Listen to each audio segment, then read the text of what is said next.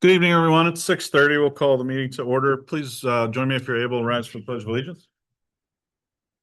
I pledge allegiance to the flag of the United States of America and to the republic for which it stands, one nation under God, indivisible, with liberty and justice for all.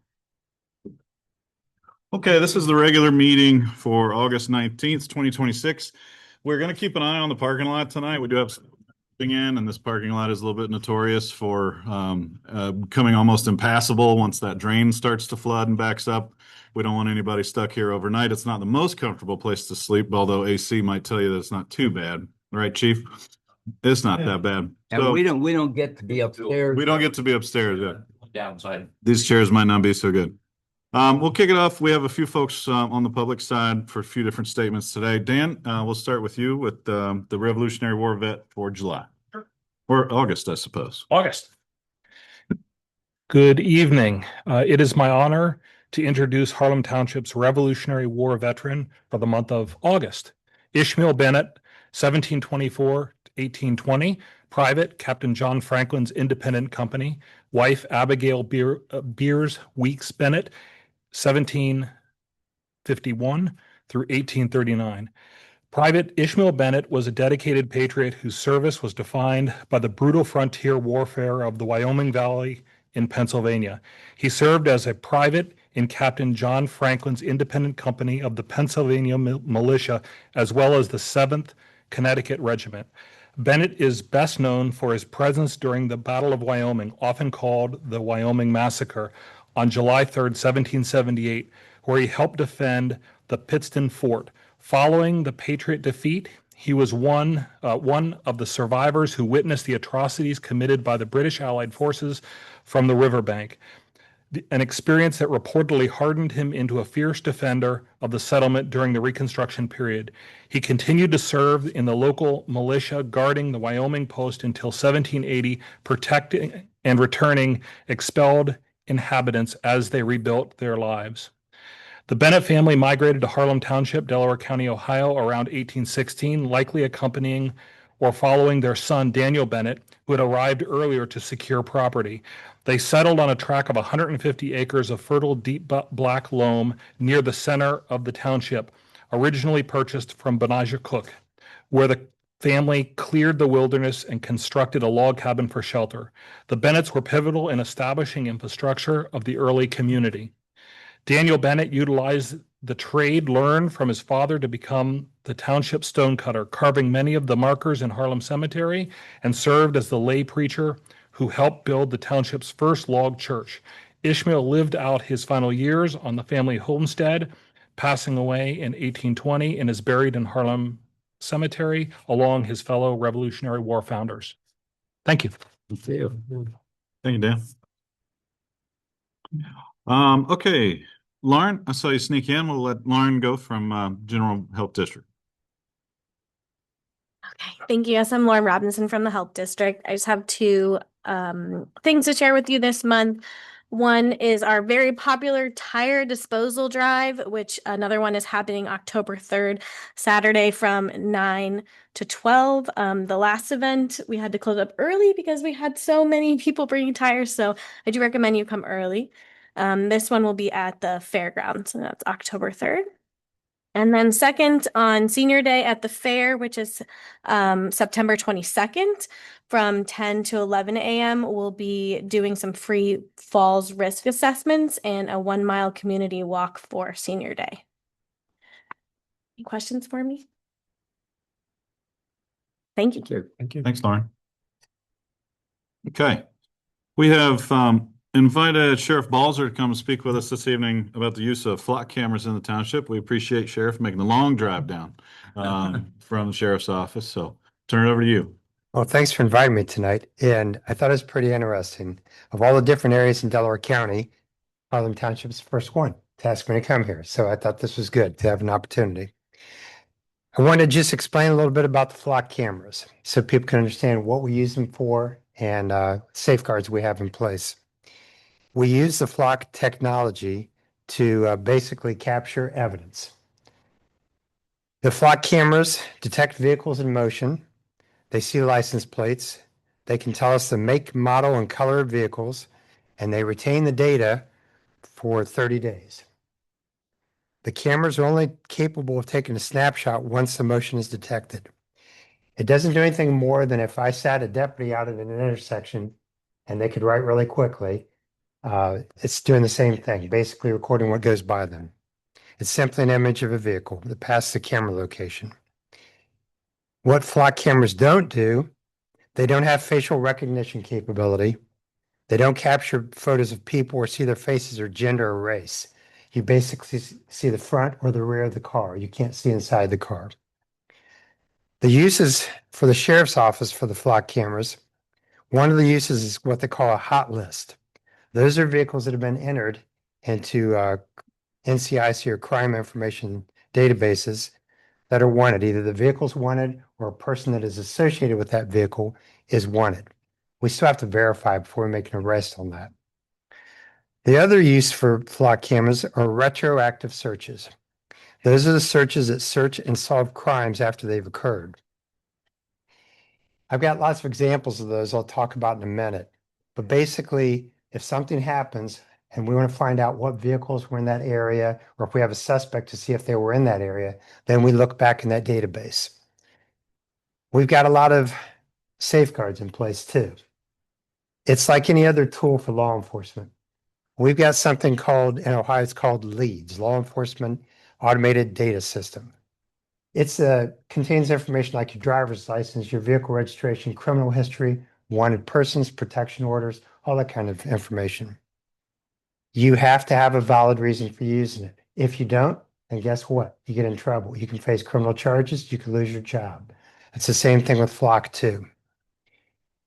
Our policy says that we have to have a criminal purpose or a reasonable suspicion to run a search through the Flock database. And we have to have a case number. That's important too. So it can't just be someone fishing for a reason or whatever they want to do. They have to have a report that they put in there also. We don't do searches for immigration. That's not my job. That's the job of the federal authorities. And it is routinely audited by our supervisors at the sheriff's office.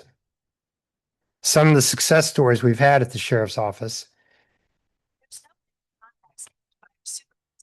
There we go. I have more concern sometimes about the safety of my Apple Watch. But anyway, no doubt you guys have seen the recent story about the tragedy that occurred on Bean Road, the homicide. And that was a tragedy for many families involved in that. I won't go into great details, but flock cameras helped us with that. Helped us know where the suspects were when they were coming back. And it was crucial. It was crucial. We were able to, from the time that offense occurred, shortly after midnight, so in the very early morning hours of Friday, we had three people in custody by the afternoon. And part of that was because of flock cameras. Other success stories we've had, we have a child abduction response team in Delaware County.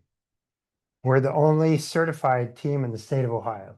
So that brings together a lot of different resources, federal, state, local law enforcement, other groups together in case we've got a child that's been abducted or missing, we put into play. We help out throughout the state too. Earlier this year, we got a call from Marion. Marion, Ohio had a young boy who's autistic who went missing. We were able to determine a suspect. The suspect had actually taken him out of state. And through the use of the flock cameras, we were able to get the information on the suspect, determine where he was, and arrest him. So it was a great success story. Kind of routine things we use it for: stolen trailers, stolen vehicles. I can remember one in particular, stolen from Delaware County. Our detectives started looking for it. They got on the flock cameras, found out it was down in Columbus, which isn't unusual. Went down there, and within an hour or two, they were able to locate it and recover that vehicle. We've also had cases where a person is wanted for a manslaughter case. Once we got the indictment on the person, we were able to tell what areas they frequent, where they went through. So we were able to set up, get that person arrested too. We've also worked on with robbery, big robbery case that was working statewide, and also a commercial breaking and entering group that was breaking into businesses all over Central Ohio. So it's been successful to me. I evaluate Flock all the time, especially now because it's budget time for me. I'm putting my budget request in with commissioners, and the cameras cost money. Approximately 15,000 to have one installed. And then I think it's maybe 2,500 a year for the annual upkeep and things like this. So it's a budget thing, and I have to make sure we're getting the best use out of it. We've had Flock cameras for probably about 2 or 3 years now, and I've seen the value. When I look at some of these cases and the serious nature of some of the crimes that it's helped us solve, to me, it's worth it for the citizens of Delaware County to be able to do that. I know there's been some concerns other places. I know that in some Central Ohio areas, there's been law enforcement officers who have lost their jobs over it. And that's a big reminder to everybody, isn't it? We've got to have policies in place. We do. We put the policies in place right away. We've got to audit that to make sure that we're using it correctly. And if we do that, just like we do these other databases, then we're going to be successful. So that's kind of a little information about Flock. And as of right now, I'm happy that we have it. It's another tool that we get to use to help solve crime and keep our county safe. Now, I don't know whether you allow questions this time, but if anybody has any questions, I'd be more than willing to Certainly. answer them. Go ahead, Bob. My understanding, we have one in our township, or do we have more than one? There's one. I don't usually give out the locations exactly. I'm not asking. Yes. No. Probably a lot of people know, right? Maybe you go buy one every day. You've seen the news reports, things like this. But I talked about that even to someone last week. I said, if everybody knew exactly where these cameras are, some criminals that do it on the spur of the moment wouldn't think about it, but other people would, and they're going to avoid those areas. I mean, there's other ways we can track people, but I'd hate to lose a tool like that. I'll give you some numbers. We've got 20 right now in Delaware County. And if you think about it, it's the major routes in or out of the county. That's what we're looking for. Those are the places where we've had a lot of offenses before. Whether it's retail theft or different things like that. That's where we locate them. And is Flock a brand name or? Okay. It is. I think there's other companies now that are picking up on this. Flock, I first became aware of them several years ago. And it was interesting to me, they were really pushing the hot list feature. You'll know if someone comes into your community with a warrant. You'll know if a stolen car comes into your community. We do, but we've actually found more value out of the investigative portion of it. And the way it works for us is our dispatchers have access.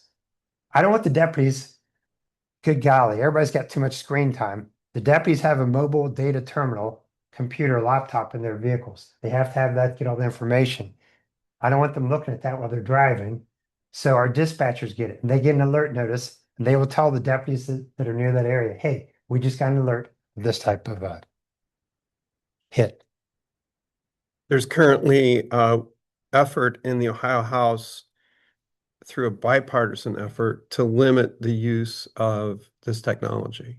I saw that. And I was wondering, their argument is that constitutional protections against warrantless surveillance supersede home rule. How do you respond to that? Well, I've looked at the legislation just briefly, and my comment would be much like I said before. If I sat a deputy sheriff at these intersections and wrote down license plate numbers as people went by, you're out in the public, people can do that. That's perfectly legal. Why would it be illegal to have technology do the same thing just faster? That's all that's happening. I know concerns have been raised. A lot of times it's concerns that aren't specific to our county, certainly, but even our state. When they're talking about their concerns about, well, what if they've got a warrant for this offense out of some other state and we don't recognize that offense? Or what if they're looking for immigration related? That's not what we do. But I expect there will be some tightening up on some things. I know one of the things they talked about is limiting the time period where that information is retained down to 7 days, I think was on that That's correct. proposal. You know, I'm in regular contact with our legislators, our state representatives and state senators. And I think they try to act in everybody's best interest. So we'll see what that comes out. My concern is if it's a very brief period of time, can we get to that information before it's gone? I think 30 days is very reasonable, very reasonable. We should be able to know that we need to look in these areas. 7 days, probably. What if the crime's not reported to us for a few days? Then we're scrambling to get the information. Is the data that you collect part of a national database that can be accessed? Yes, And Yes. what agencies can access that data? there's a list of them. There are agencies throughout Ohio, certainly, Central Ohio and Ohio, and there are others out of state as well. You have to agree to let your data be shared with another agency or another state. We have with many agencies. We also, in addition to law enforcement agencies, we can get them from private organizations. For example, homeowners associations. There's homeowners associations in Delaware County that will put up a flock camera at the entrance to their area and at the exit to their area. They can't access the information, but they allow us to share it. So if they have, the one I was telling you about, the stolen vehicle, that was an example of that. We were able to access it from their cameras. Sometimes private businesses. In some areas, school districts have them too. So you own the data. The data is on the Flock network unless we retrieve it and download it. So you don't own the data. The data, when you refer to the It's data, owned by Flock. it's Flock's data, we can access it. Okay. Once we download it, if there's something we're looking for, we download it. Yeah, it's ours. It's ours. It goes with our case file, whatever. The rest of the information out there that goes away after 30 days, we don't have access to that. That's not our data.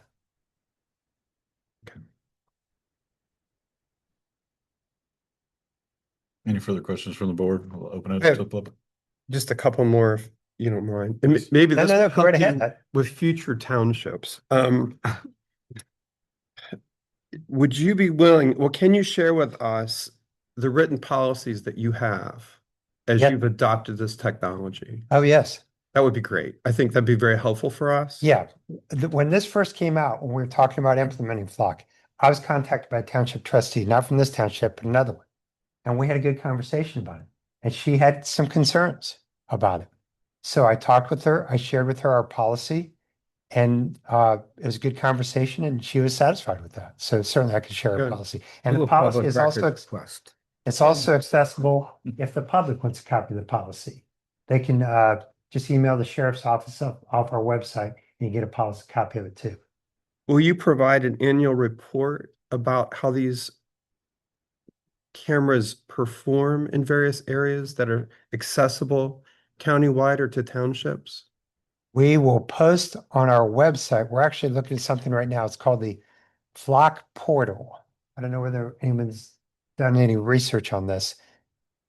We're going to have a page on our website. We're just in discussions right now, so it could be a month or two from now to show our statistics, number of searches in the past year, number of different alerts, things like this. That'll be on that portal or web page.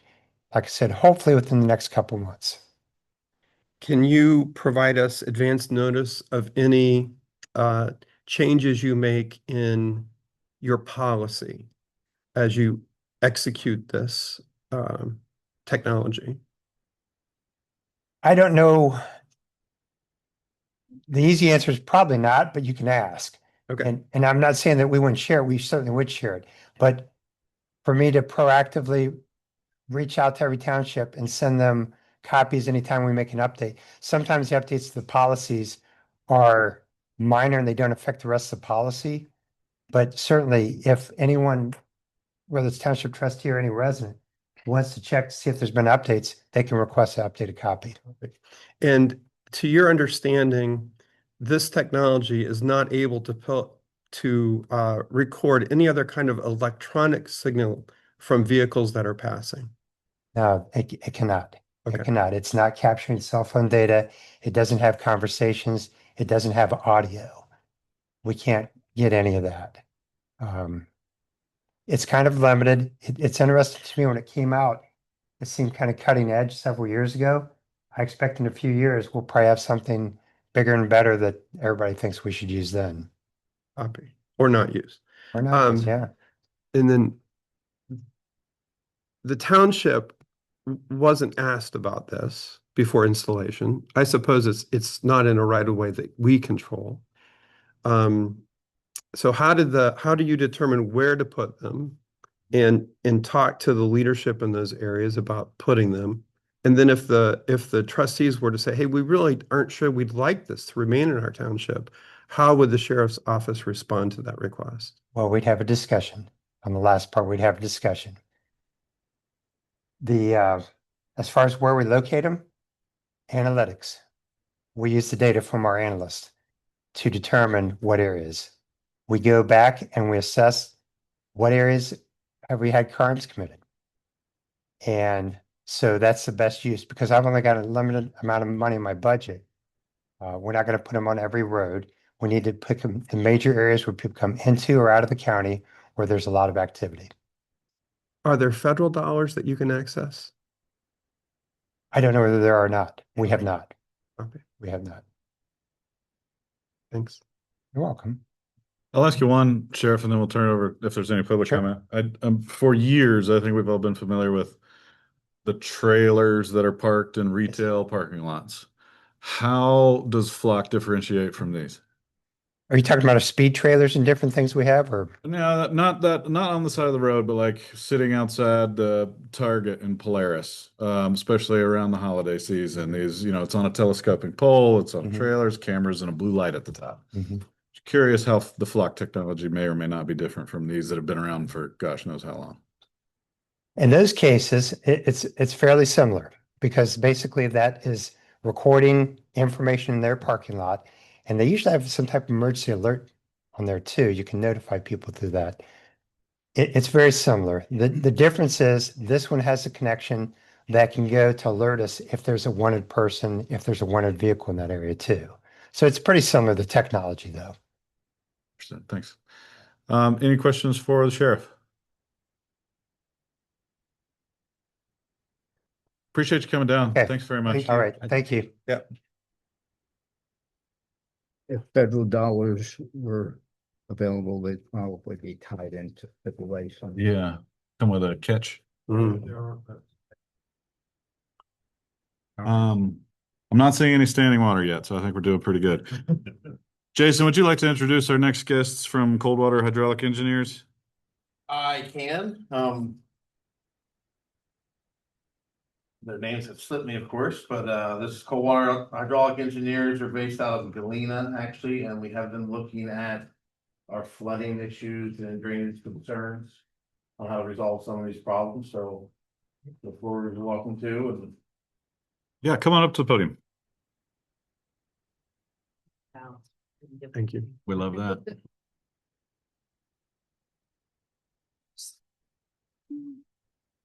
Thank you.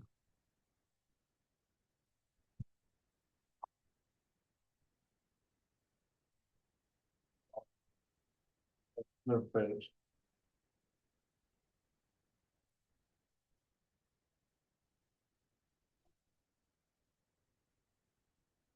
My name's Eric Ondrak. Like Jason said, I'm with Coldwater Consulting, I'm Kristen Rish with Coldwater. and our office is just up the road there in Galena. So Jason had asked us to kind of look at what are some of the potential causes and potential solutions from some of the flooding that's been experienced in the around the administration building as well as the park across the street. Yeah.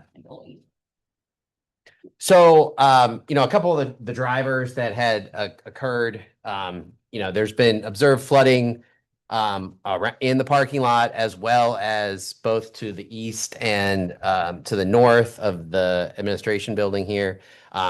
There's overland flow and tile drainage subsurface pipes that are contributing to that. There's also been flooding observed at the park as well as the playground area across the street. I have some photos that have been provided as well as some stuff we captured last week too when we were here.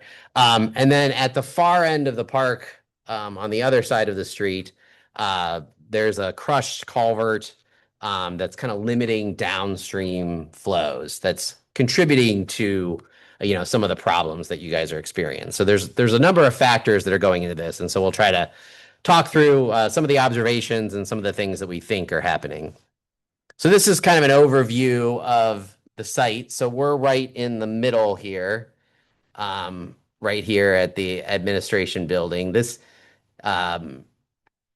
outline of red is kind of everything that drains down into this watershed that we're sitting in. So you have overland flow coming here. So when it rains, runoff travels across the ground, comes across overland. We also have subsurface tiles that are collecting water that's draining down through the farm fields and getting into pipes that's being transported. All of that water from the east is then kind of moving in and is draining down on the east side of 605 to this one storm culvert. So if you look about maybe 100 feet or so south of the parking lot here, there's one big pipe that goes under 605. All of this water from this east side of 605 all the way up to Center Village is coming down. Some areas from the south are coming past. It's all coming through that one pipe there. That pipe, then if you go to the park on the other side of the street, there's a drainage swale on the south side. If you look at it now, it's pretty full. That pipe then goes towards the east, and there are blocked culverts over there. So, oops, let me go back there. So water here travels down, comes under this culvert, travels through this swale like this, and then there's a downstream channel that eventually gets to Duncan Run. There are driveways that kind of block the flow here, which limits what can get downstream and kind of causes the water to back up slightly. So, we have a couple different, issues here to look at. Primarily the parking lot flooding. Some of this subsurface drainage is getting into, that's coming in from the fields, is getting into the parking lot drainage, some of the inlets, and it's kind of overwhelming the drainage from the parking lot. And that's causing, part of the problem. The culverts are causing part of the problem that are crushed. So there's a couple different factors that are kind of leading to some of the issues. So this is historically, feel free if anybody has any questions, just stop me whenever. This is the historical county field tile here. So this was when the original farm was developed. You can see the lines under the green lines in the field are the subsurface drainage in the agricultural field, and they all tie into this county tile location, this main tile that came down and originally ran right through the parking lot and then into that culvert under 605. So all the water to the east and to the north naturally just wants to come to this spot. And so you can see all that drainage. And the goal of those tiles in the field was to get the water faster out of the agricultural fields, so that the agricultural fields didn't flood. So, historically, that's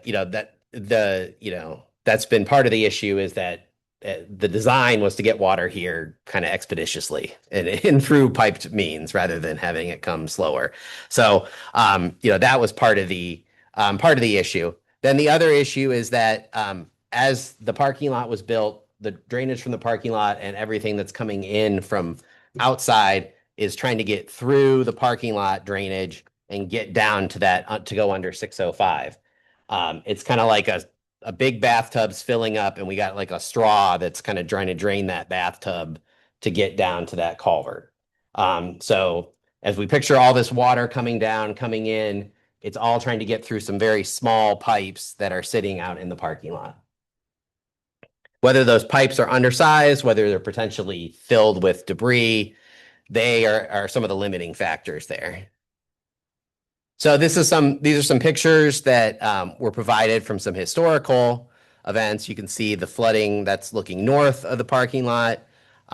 This is looking east, outside the parking lot as well. we were here meeting last week. This was last Tuesday, the 11th. We got about a little over about 1.2 to 1.3 inches of rain in an hour.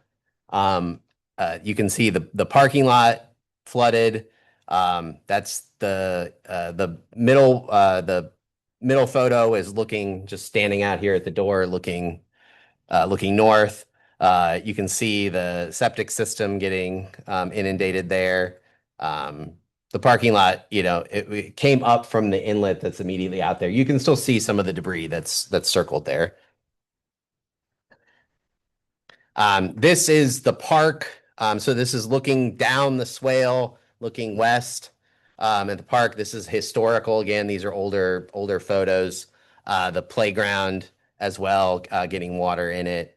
And some photos from last week. This is that same swale during the storm event, looking down the park. And then this is kind of standing at the other picture on the right side is looking back up the swale from those driveways at the far west end of the park.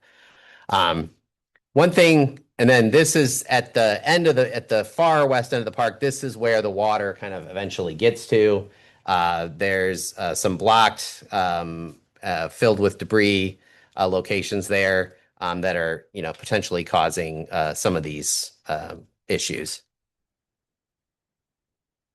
I did capture, I'm going to see if I can get these, but you can see we did look when I went down there during the event on the 11th. The water is still moving across the driveway, but it is the driveway does kind of act as a little bit of a dam. And so the water is still able to overtop the driveway, but you can see it's kind of ponded behind it there and just kind of sheet flowing over that driveway. Once it gets over that driveway, then you can see it kind of picks up and moves quicker. And then on the other side over here,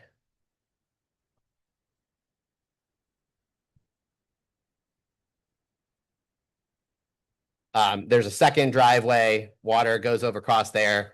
And then when I get down here, you'll be able to see the ultimate flow down towards Duncan Run. You can see the water really starts moving at that point and once it gets past that kind of blockage, then it's moving pretty quickly. So there is downstream capacity, but we have a couple limitations between here and there, basically. So there's a channel further downstream that could handle water, but we have some limitations with the driveways there, and we also have this pipe drainage here within the parking lot that's causing issues. So this is just kind of we looked at some different elevations. The driveway itself is about 1,056. The culvert invert is slightly higher than that, under 605. And the inlet out here is about almost 1,059. I think the most important thing here is that the ponding here is still, the inlet out here where the water bubbles up is still higher than the driveway down there. So the water could still move. And that's why it does eventually drain. So that the driveway does, when the water comes up here, it's just trying to get in too fast and then it comes down. But because it is higher here, it will eventually drain. So, there is a positive flow eventually down through there. It just can't happen quick enough. So there's really a couple two problems here based on what we've seen and kind of what we've looked at. The block driveway culvert is essentially acting as kind of a dam. Its flow's continually moving downstream, but it's overtopping the driveway. It's also causing that swale to pick up a lot of sediment and to fill up. So that swale all along there is kind of filling with, it looks like it's kind of half filled with debris. It was when we were out here before the meeting, there was standing water in there and, it's not able to drain. So I think a lot of times debris is settling in that swale too, in that ditch. That all contributes to upstream issues. The biggest factor here from the parking lot, based on how we observed here, is that the pipe drainage in the parking lot cannot get the water that's coming from the field and coming from the parking lot to the culvert under State Route 605 in large events. It causes that backup. So it's all the water that's coming here, that's coming in the parking lot, it cannot get through the small piping that's in the parking lot to get over there. The reason for that is that we see the backup in the parking lot. The field to the south of here has sections that are lower than the parking lot, but we did not observe flooding in the field. We saw the water coming up out of the parking lot first. So it can't get through there. So it's coming up in the parking lot. It's not getting through the parking lot and then coming out in the field over there.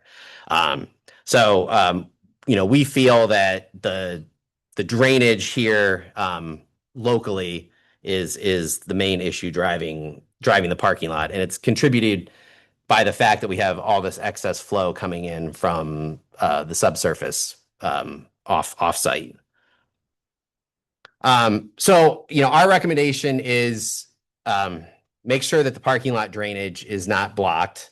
So if it is, we want to make sure we understand all the sizes and whether the piping is functional. It was hard to tell. There looked to be some debris in it from the field, from the storm from last week. And so it might be blocked now because of that storm from last week. But it would be good to televise the pipes, confirm that they're functioning, clean them out if possible, make sure that all the drainage is functioning. The second piece is figuring out how to remove or stop that subsurface tile flow from the parking lot, from entering the parking lot. The pipes are sufficient to handle what's happening in the parking lot, but they cannot handle that additional flow from the agricultural fields.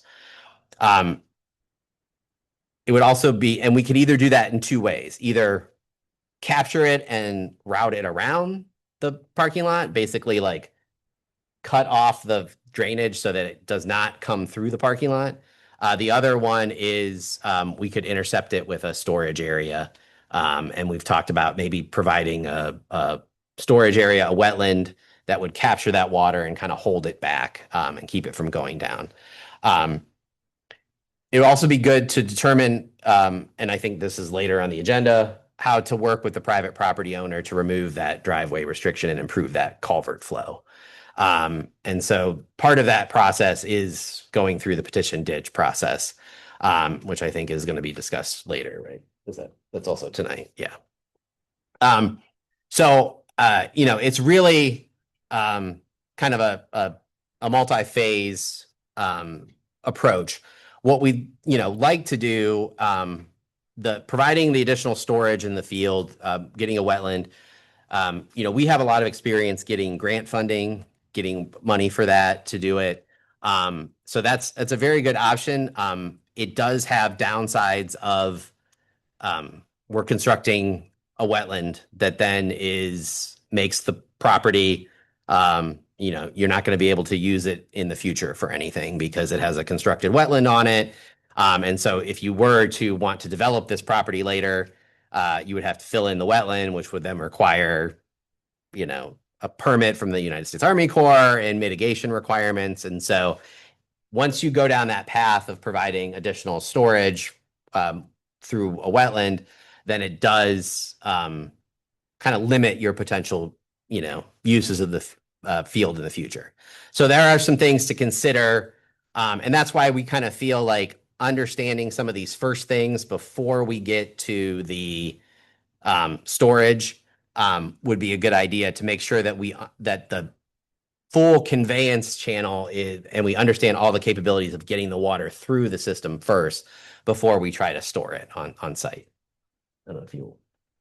I think you could. Yeah. So our approach, we'd like to investigate the subsurface drainage system. We'd like to look into televising the parking lot storm system, running cameras through that. Jason had mentioned he might be able to operate a camera. There's also companies that can do it if it's difficult to do.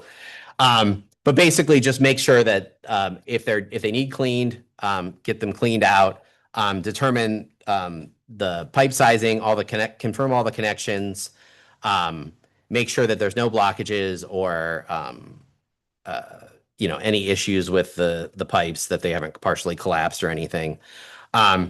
We'd also like to determine the field tile elevations, drainage. I think the septic system did do some initial survey or some estimates of them, but we want to confirm those elevations, because if we can understand the elevations that those tiles are coming in at, then we might be able to understand how to convey those in an alternate manner to get them around the parking lot as opposed to running them through.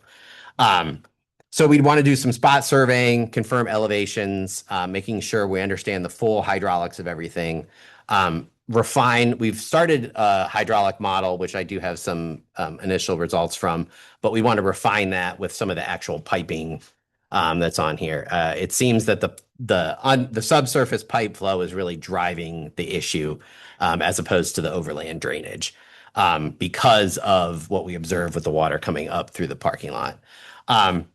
So our approach is to kind of do this investigation, refine the modeling, develop a proposed solution that could be implemented, and then kind of revisit this with you guys and understand, okay, now that we understand the full system, we understand what's causing it. We understand all the elevations, all the connections, prepare a technical memo that outlines all those things and a path forward on how to address it. That considers the potential to construct storage through a wetland, or considers the downstream conveyance improvements, and looks at everything, and also takes into account how this might impact your guys' future use of the property too. And so that we don't want to do something that limits what you guys are able to do. We also don't want you to have to continue to have, flooding issues, in perpetuity. So we're trying to balance that need there. So that's our initial proposed phase. We've kind of laid this out in two phases. Phase 1 would be doing this. Phase 2 would be coming back and refining proposed solutions. We have developed some of those, but I'll kind of pause here. If you guys want to ask questions or get into some discussion about that. Would a retention pond be an option? Yes. So digging down a retention pond, the one concern is groundwater elevations, and making sure that if we got too deep, would that retention pond just fill up with groundwater? The other challenge is it's not impossible, but it is harder to get grant funding for retention ponds. We can usually get it for wetlands, but that's a balance there. Like, it might be more money that you guys pay out of pocket to do storage, but it wouldn't be as tied to the conservation. Yeah, on your septic system that you just built out back, you had to do a mound system because of high groundwater, and you've got neighboring ponds around here. So there is a high groundwater layer. Mine's stepping up to the mic feed. Yeah, and I think as part of what we're gonna look at under number 1 there with the potholing, we can also look at that as part of a soil investigation too, where we can start to look at, okay, what are our soil layers? Where's groundwater? I think after we get through this first piece, if we feel like we need more of that, it might be something we can do with you guys with the backhoe as, inexpensively as possible. But we're kind of leaning toward the wetland, assuming you want to stay above those groundwater seams. We'll just have to kind of investigate and figure out what we can do. How many private properties would be impact? In other words, we can correct our situation, but if it's blocked by a culvert that a private owner has, then it's just going to back up anyway. Yeah, we don't know the legal end of some of this. I think you're gonna have to, I don't know who you guys use for an attorney, but there has to be a way that you can work with that driveway owner because they are impacting other property, right? So, I would think, right? I mean, Yeah, the ditch petition right. is, you know, a way to do it, but if there's, I would or, It's another mechanism because that's gonna take a long time to go through the petition ditch program. When you can point to that right now, that it is an immediate reason for part of the backup, right? It's a compounding problem. That driveway acting like a dam is compounding what is happening up here with a potential restriction, blockage, pipes aren't big enough. But that is also part of the problem. So you can't fix one or the other, right? You got to do both. So I think the other thing to have a little discussion around is, we're talking about rainfall events with, some of what you'll see what Eric did with the modeling, that these are, the 1 and 2 year storm events, right? That we're trying to deal with right now. The 1.3 inches that you got last week is, 2 it's years. about a 2 year rainfall event, meaning it can happen. What else? Like once a year, once every 2 years. Yeah. Right? So you have to look at this as, all right, these are going to be solutions to fix the frequent ones, but not a 5 year, not a 10 year. And I mean, a 25 year and you're well underwater. yeah. So, Another question I had is the tile in this field, it's our field. Can any, so there are legalities around that tile and you have to Okay. provide drainage for the For the upstream ones folks on behind that it. tile. You can't just block that tile. oh, I wasn't thinking blocking, directing it around. I'm gonna Yes. guess that if we do go down that road, we're gonna have to work with the county, make sure they're okay with pulling that around. It may be a solution where you leave the county main alone and try to take some of the field tiles off of it. I think there's lots of ways you could split this. And yesterday, Jason sent us another drawing. If you go a few more after Yeah. the then we were just like, oh, okay, we got to figure this out now. And this is from when you had your septic done. And know you can't read this, right? So it was really hard for us to try to decipher what's going on. But even this person had question marks all over this map because they couldn't tell if these tiles are truly there or not. So that's why we're saying we want to camera it and we want a pothole and actually confirm what's in the ground out here. That makes sense. And for the record, this drawing was provided by the individual that drew that drawing to submit for the install, which directly told me there are changes to that the county should have that they're supposed to be finding for me. But that's how it was accepted, but there were change orders Well, during and the that- install. Right, and this was for your septic system, Right. so that The group tile didn't have drainage, to yeah. figure out all the tile drainage. It wasn't part of their endeavor. So, Yeah, the you can see on the north side in the middle of the parking lot. I'll try to I can just find the mouse there, but you can see that pipe that's coming in from the tile to the north from the field. I don't know if I can't find there it is. There's that right there is, and that's the pipe that's draining the field to the north. And it kind of comes into the parking lot system. And so that piece, if you could route that around, but you need to provide that drainage, right. positive drainage for that. I think to do the investigation, another, for instance, is Eric and I were just looking at some of the inlets out front along 605. And the one on the north side of your driveway, it looks like it goes from about maybe a 10 or 12 inch to an 8 inch as it goes downstream right in the inlet.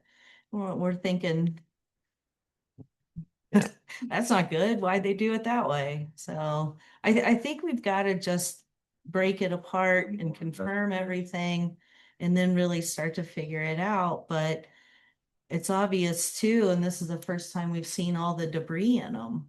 Like some of them are standing full right now with the, I don't know if it's soybean rubble or mulch from the flower beds, but guys need to find like a vac truck. I don't, have you seen those where they'll come and suck, and probably get in a routine until we can get some of this fixed, that you've got a routine of cleaning them out to at least try to keep them open. They can also use the knife to push through them if they're clogged. That's So- my final question, and maybe Jason, are we allowed, it's a state highway, are we allowed to do anything with the culvert? Well, the culvert under, I mean, it's underneath 605.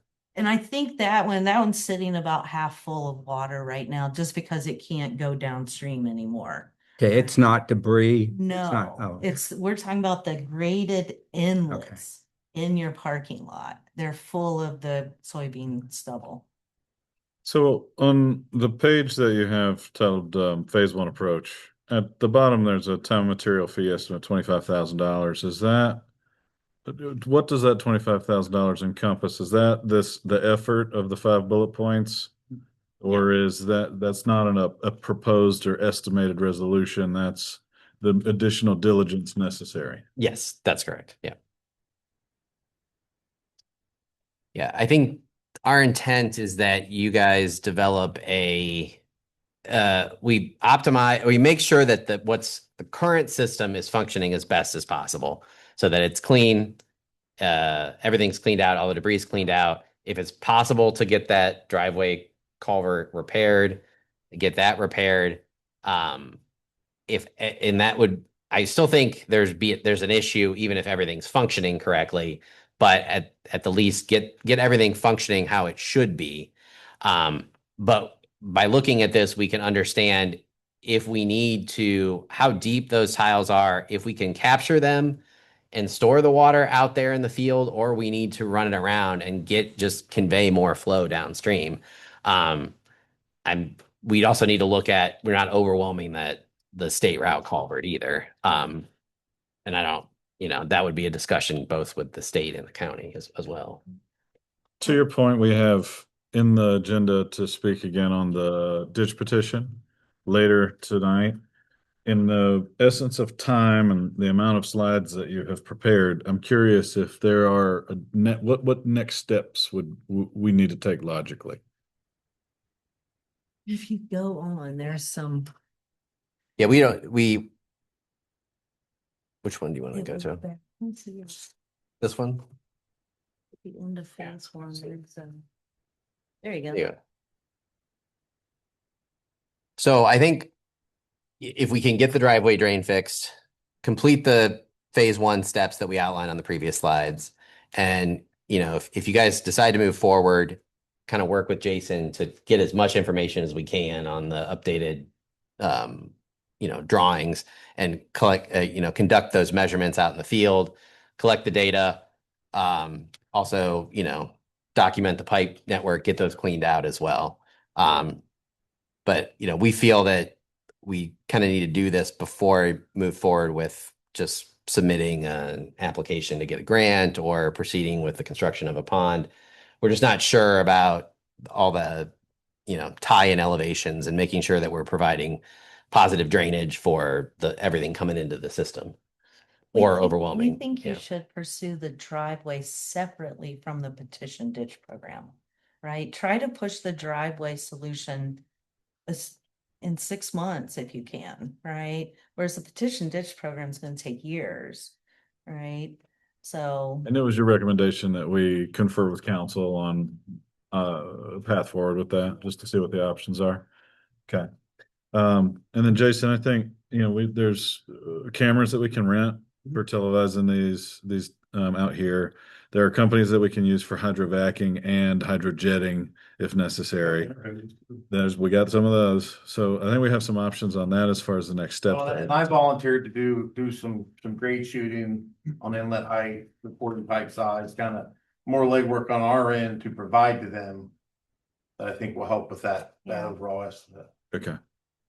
Any of the record drawings are kind of what we would need to sort of do a little bit more desktop work. And at the Sure. time you guys are cleaning out the system, get ready for the CCTV, we need to make sure we really understand what might be under town. And Jason, you've asked the county for that. Is that what you had mentioned earlier in regards to the septic? Spoke with them about it, and I know this tile that goes across the east side of the parking lot and then down and jogs out. That is a maintained county tile, I was told, so they will camera that for us. They can probably give us elevation data on that, but I have to reach out to them to ask for that. But Okay. The more information, obviously, the better. Because I mean, ultimately, as you have indicated here, like this has the potential to reach a considerable cost for the township. We're talking $350,000, right? That is what we are proposing to get a grant to cover the costs of the wetland. Okay. That makes sense. So, But our concern is that might not fully address the issue. Right. And that was our main concern, is that we're not sure we can get deep enough to get We that. really need to do the first piece and then talk again. Because phase we one, don't- you mean? Pardon? Phase one? Yeah. Yep. Kind of achieve that and then Yeah. understand what the full financial can is. Sure that the wetland is the right solution after we saw the surcharging. We think it's potentially part of the solution. But I think we need to have a big discussion around short-term, long-term, and But at this point, it's also your recommendation that we move forward with the ditch petition with the county. Sure. And that would help, 100% on that. that would help the upstream issue. And we would look at the downstream issue, the driveway issue separately. Yeah.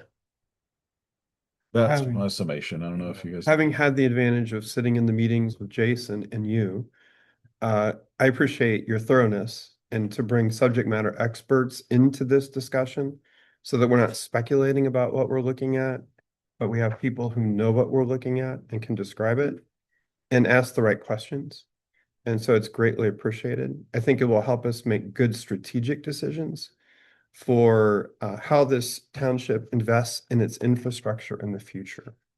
And so we recognize we've got a big problem. This is certainly a concrete step to trying to solve it. And so appreciate the work that you've done to this point very much. Is there grant money for the first phase available? Fortunately not. Oh. We can, I think we can work with Jason to understand what your guys' capabilities are.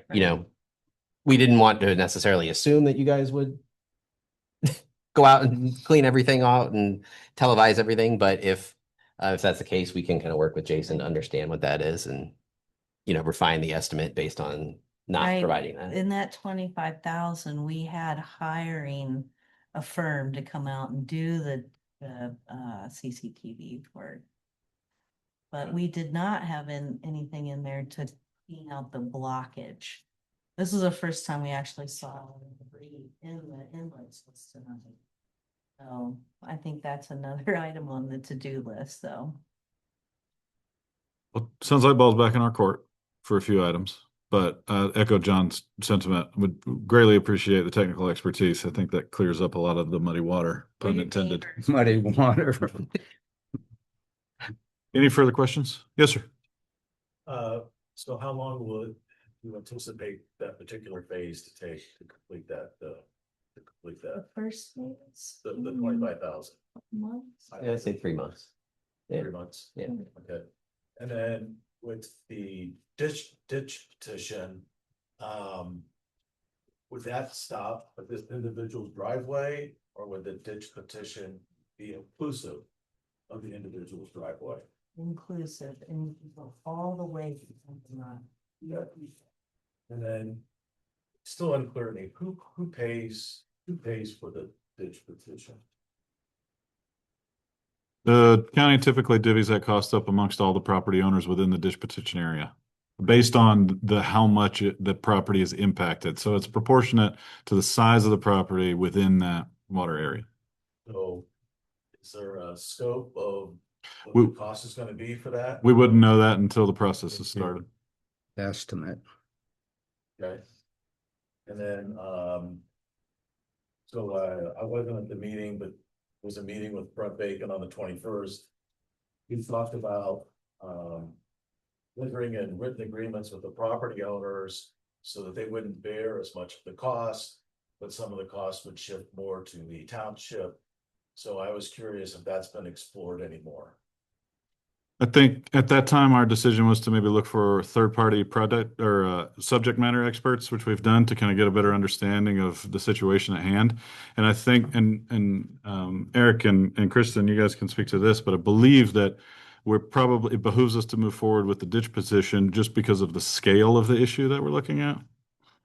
Yes, yeah, and it's a long-term, you want the drainage path to be clear and maintained. I think that's I the, mean, I would recommend a larger culvert going under 605 probably too, and you're gonna need, you know, ODOT involved in that and others, right? So there's many steps. And but the petition ditch is definitely going to help with positive drainage.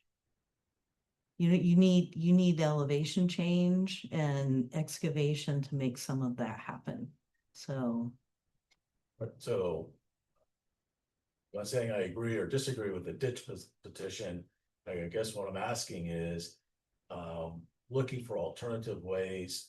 I mentioned this at the last meeting, that the park is for everybody in the township, but we're asking the individuals that are along the watershed to bear the burden to benefit the entire township.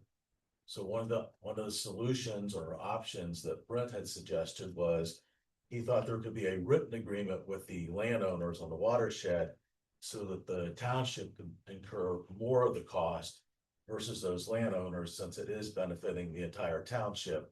So my question is has that discussion happened with anybody? And if so, what's the result of that? And the only solution that I'm aware of that would allow the entire township to burden the cost of this is for us to put a levy on the ballot. The scale of this situation is too much for us to really explore with the resources that we have as Harlan Township. So getting the county involved gives us more resource, gives us more ability to handle it. The only thing is the way that the county is set up to handle that is through the ditch petition, which includes folks that are affected within the watershed. That is the issue. I don't know if I'm We would need to speaking- get a legal opinion. I don't know that we would legally be allowed to do it on private property. We can't do it now. If you've got flooding that's a neighbor creates it, it's a civil situation. We legally cannot take a backhoe and widen unless it's the road right away. That's the only area we're allowed to be in as a township. Right, but that's why I guess I'm inquiring about having a written agreement with the landowner to say, we would like to do X, do you give us permission? The answer is yes. And as a result of that, township would pay for some portion or a higher proportion of the cost as a result of that. And again, I don't know, we'd have to check with legal counsel whether we would even be allowed to do it in that case. Right. Yeah. So I think it would be. So certainly something we can look into. Well, it seems to me that would be a good question to have answered before we say, we're submitting a ditch petition to the county, and we're making everybody pay for this. Well, keep in mind the first phase of a ditch petition is a feasibility study to understand what that would be. It's not an agreement to move forward with whatever that work is. We're paying for that. The citizens within the watershed are not. Well, that was my original question. I thought I heard you say that cost was borne proportionally based upon all of the properties. At the end of it, if you get to whatever the resolution that comes after the years-long study and process with the county commissioners and so on and so forth, that is something that's shared proportionally, but the upfront cost is not something that you would see divvied up that way. I think that your hypothetical can certainly be explored. And there's no reason we can't ask that question. I heard you, I just want to restate it, just so I'm 100% clear. The initial assessment from the ditch petition, those costs are borne by the township. None of the property owners that have property next to the watershed have to pay for that. The only time the property owners next to the watershed would potentially have to pay for it is if the project goes forward after the initial assessment. I believe that is correct. Jason, can you confirm? I've been unofficially told that. But it would have to be Yeah. confirmed through the council. And Dan, I see you shaking your head too. Dan pays really good attention, so I believe him. But The yeah, $1,500 bond. yeah, it's not an exorbitant expense. My understanding from Brent was he sends people out here to do, similar work that these individuals are going to be doing. There's obviously cost incurred as a result of that. So I'll just $30,000. Let's just say that the county incurs $30,000 of cost to do that assessment. So the township's going to pay. Well, I just want to make sure none of the landowners on the watershed are have to pay any portion of that 30,000. Is that correct? Landowners on the watershed will not incur a cost of the ditch petition until there's a decision to move forward with the results of that ditch petition.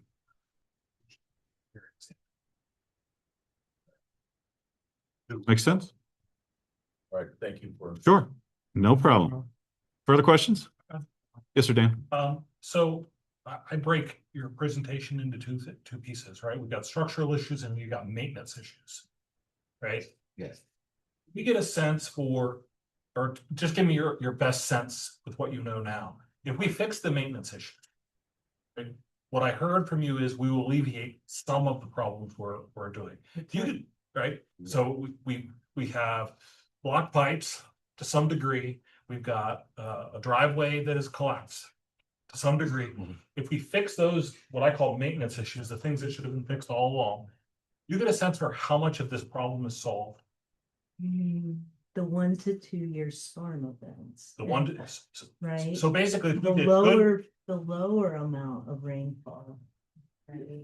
I think the thing to remember is the building is still sitting in the flow line. correct. So if you get a 5-year, 10-year, 20, this won't touch that. You're going to flood. Right.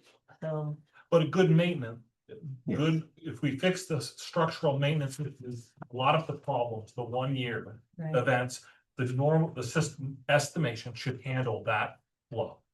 You may have to do both. You may have to unclog the pipes. You That's may right. have to enlarge the pipes.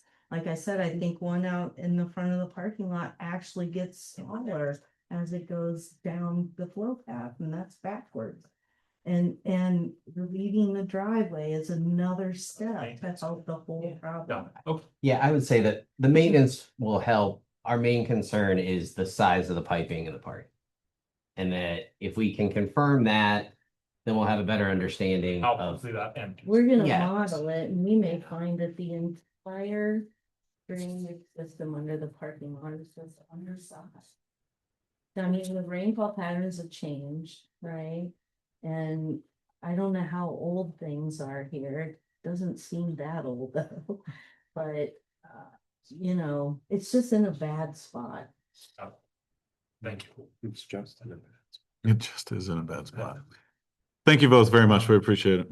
Oh, I'm sorry, did I miss one? Did you? Mike, you got something? Well, I was gonna ask about the driveway that's backing the water up. And she Yeah. included that then, Yeah. because Dan didn't seem to be mentioning that, and I figure that's a critical piece on the front end. or for Sure. the early part. Yes, because you could do all of this, right? And then it still can't get under It's the. still gonna big stop building. when it gets to the Right. driveway. Yeah. Right. Right. Thank you both very much. We appreciate the time. We'll move on to the business portion of the meeting tonight, starting with the consent agenda. That would be resolution 26-0819T001.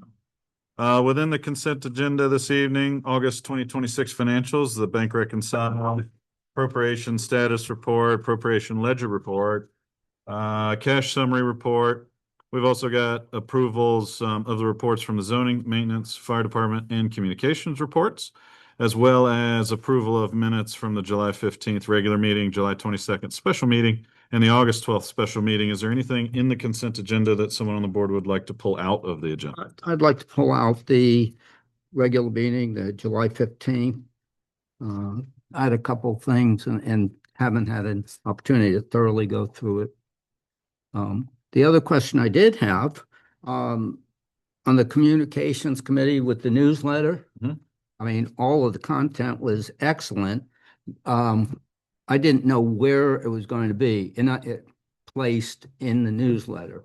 In other words, I think an absolute priority would be, an article on a new township administrator, before just some of the other smaller, that's all. I mean, We do our best to prioritize things based off like. okay, so it's not based on that list that's not the order, okay, Just okay. List that we've been, Okay. keep track and not an order, right? Sure. Thank you. Hey, Lindsay, is our friend Jake O'D doing any work for us? And Okay, thanks. And then, I had another question about communications and it just slipped my mind. That's it. Oh, I have one for you as well, Lindsay. You're popular. We're working with a local cabinet maker to maybe get some an idea for an updated sign behind us here. And it kind of gave me the idea of, I wonder if we could maybe in the newsletter put out a call for local artisans that are in the township. I know that we had played around with a Made in Harlem kind of idea. I don't know, how much legality we have to be able to use that. But I think it would be great to just kind of understand, who makes stuff here in the township, what they make, and, maybe kind of utilize the newsletter for something like that. Maybe something to discuss further at a communications committee meeting, but it just dawned on me, and so I wanted to throw that out there. thank you. Sure. Make a note, then we will have one more meeting before the newsletter is likely mailed. Yeah, So we can craft a paragraph about that. that'd be great. Yes, ma'am. John Bettine was an artist and he did the plaque on our barn, which is really nice. He used to do commercial things, but anyway, he lives in Gorsuch Road Great. and he's very good. John Bettine. Perfect example. We'll So let you get a list of I remember, Lindsay, positive feedback on the last email to the links to this meeting from last month, and people able to just go right to a link on things they were interested in. Positive feedback. Awesome, thank Yeah. you for that. Yeah.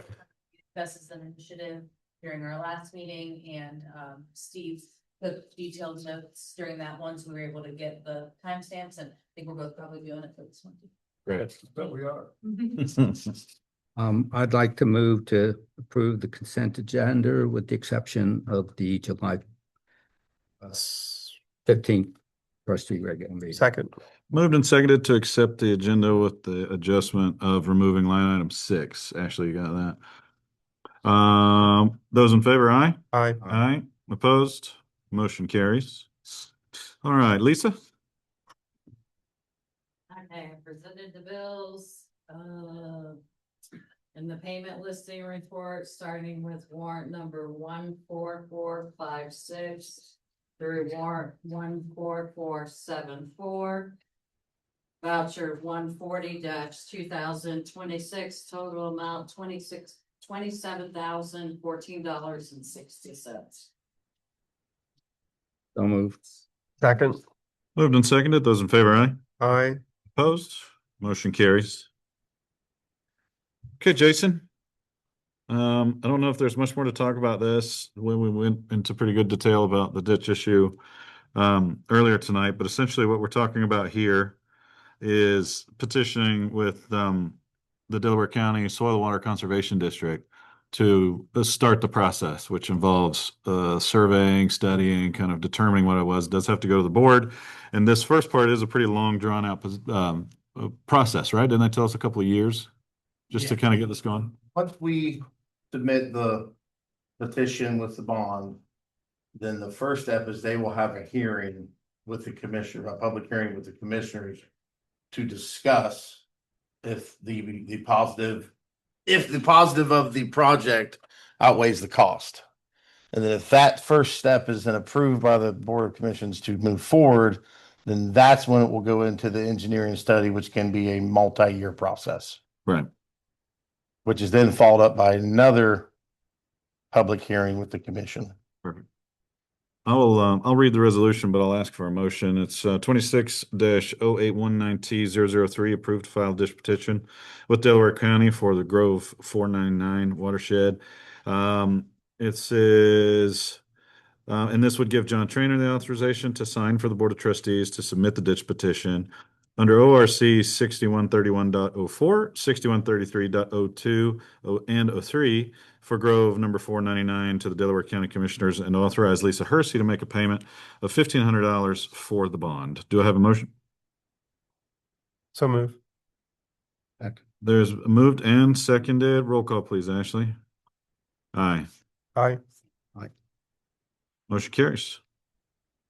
Thanks for the work on that too, Jason. I know that we've been working on that for a while. Okay, on to trustee business. I'm gonna go last on this one today, just because I don't have much, but I want to start down there with you, Bob, if you want to go through your agenda items here.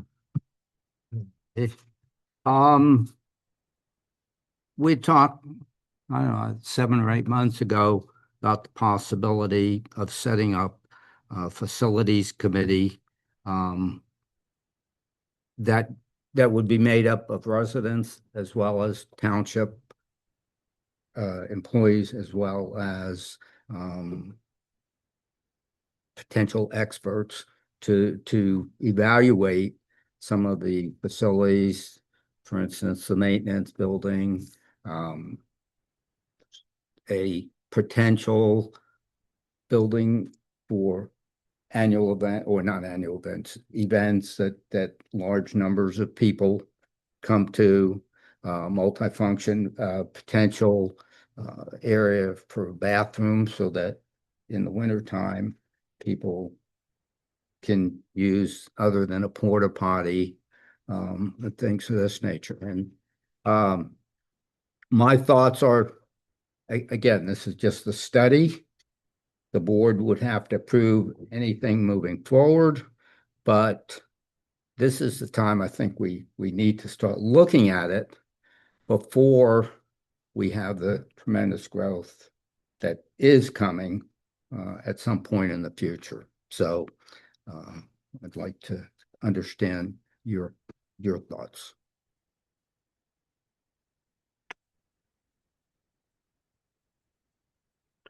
I don't know that I have any qualms with the committee. I mean, as you mentioned, it's kind of just a group of concerned parties to discuss it, come up with some ideas, something to present to the board. I don't think that there's ever any issue with that. Where that sort of plays practically into the larger scheme of what we're working on.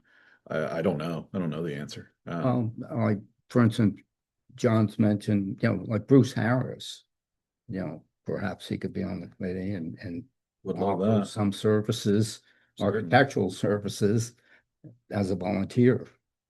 Yeah. Things of that nature. Yeah, I guess I'm curious, in your mind, is this like a temporary special projects committee, or would this be something that would be evergreen with the township? Initially, it's to look at the facilities. If the board feels after, the study's complete that it should be continued, it's up to the board to make that decision. I mean, Couple thoughts. We just hired a township administrator. and I would have them in charge of it. Well, to bring that into the discussion, John's going to be acclimating himself to this world.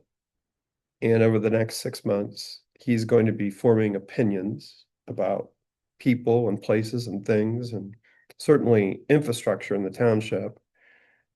He's probably the guy, this is on the fly, I'm saying this, that you might want to have lead something like this. Yes. I think it's probably premature to push him into that role at this point. I think there's no question at some point in the not too distant future that the township needs to work on this. and we need to work on it in light of a larger strategic vision. Again, particularly from what's Okay, happening. we keep pushing this down the road. 7 months ago, based on one individual primarily, well, there was one other individual that said they didn't know what the study was for. I basically said, I've waited for 6 years. I've got documents showing how much construction costs over those 6 years, the construction costs have gone up well over 100% for a building of some type. Is there a question whether we need additional space? If we hire another employee, where would you place that individual? So in my thinking, I'm not going to be compelled by spur of the moment needs. This is 6 years. This is not a spur of the moment. Now, maybe in your case, you believe 6 years of a study. We looked at this in 2019. Go back to the minutes and you will see in fact, Steve Eisenbrown was a member of the original strategic planning committee. So posit this, Bob. I'm not going to disagree with you that there needs to be infrastructure development. As we've been talking about development in the township, what we've come to realize it's going to happen later rather than sooner, and that our time clock keeps getting pushed back. That means the income that will come to the township keeps getting pushed back, so that we would end up bearing the cost of whatever infrastructure actually occurs, assuming that we stay relatively the same for the next 5 years that we are currently, that there's not exponential growth, that we don't grow a number of employees and infrastructure. Could we continue to function as we are right now for that period of time? Okay, what I'm looking at, okay, and I'm looking at a study. I am not looking at implementing anything. Part of that study is going to be, do we want to put a 3-year levy before the township? And for 1 mil or 2 mil to potentially pay for this. The whole purpose is to look at it from a perspective of, number one, where would we even want to put something? Number two, what would that look like? We have immediate needs now, I think. I mean, we don't have a space for Jason to go to the bathroom, other than if he comes here or goes to the Grange.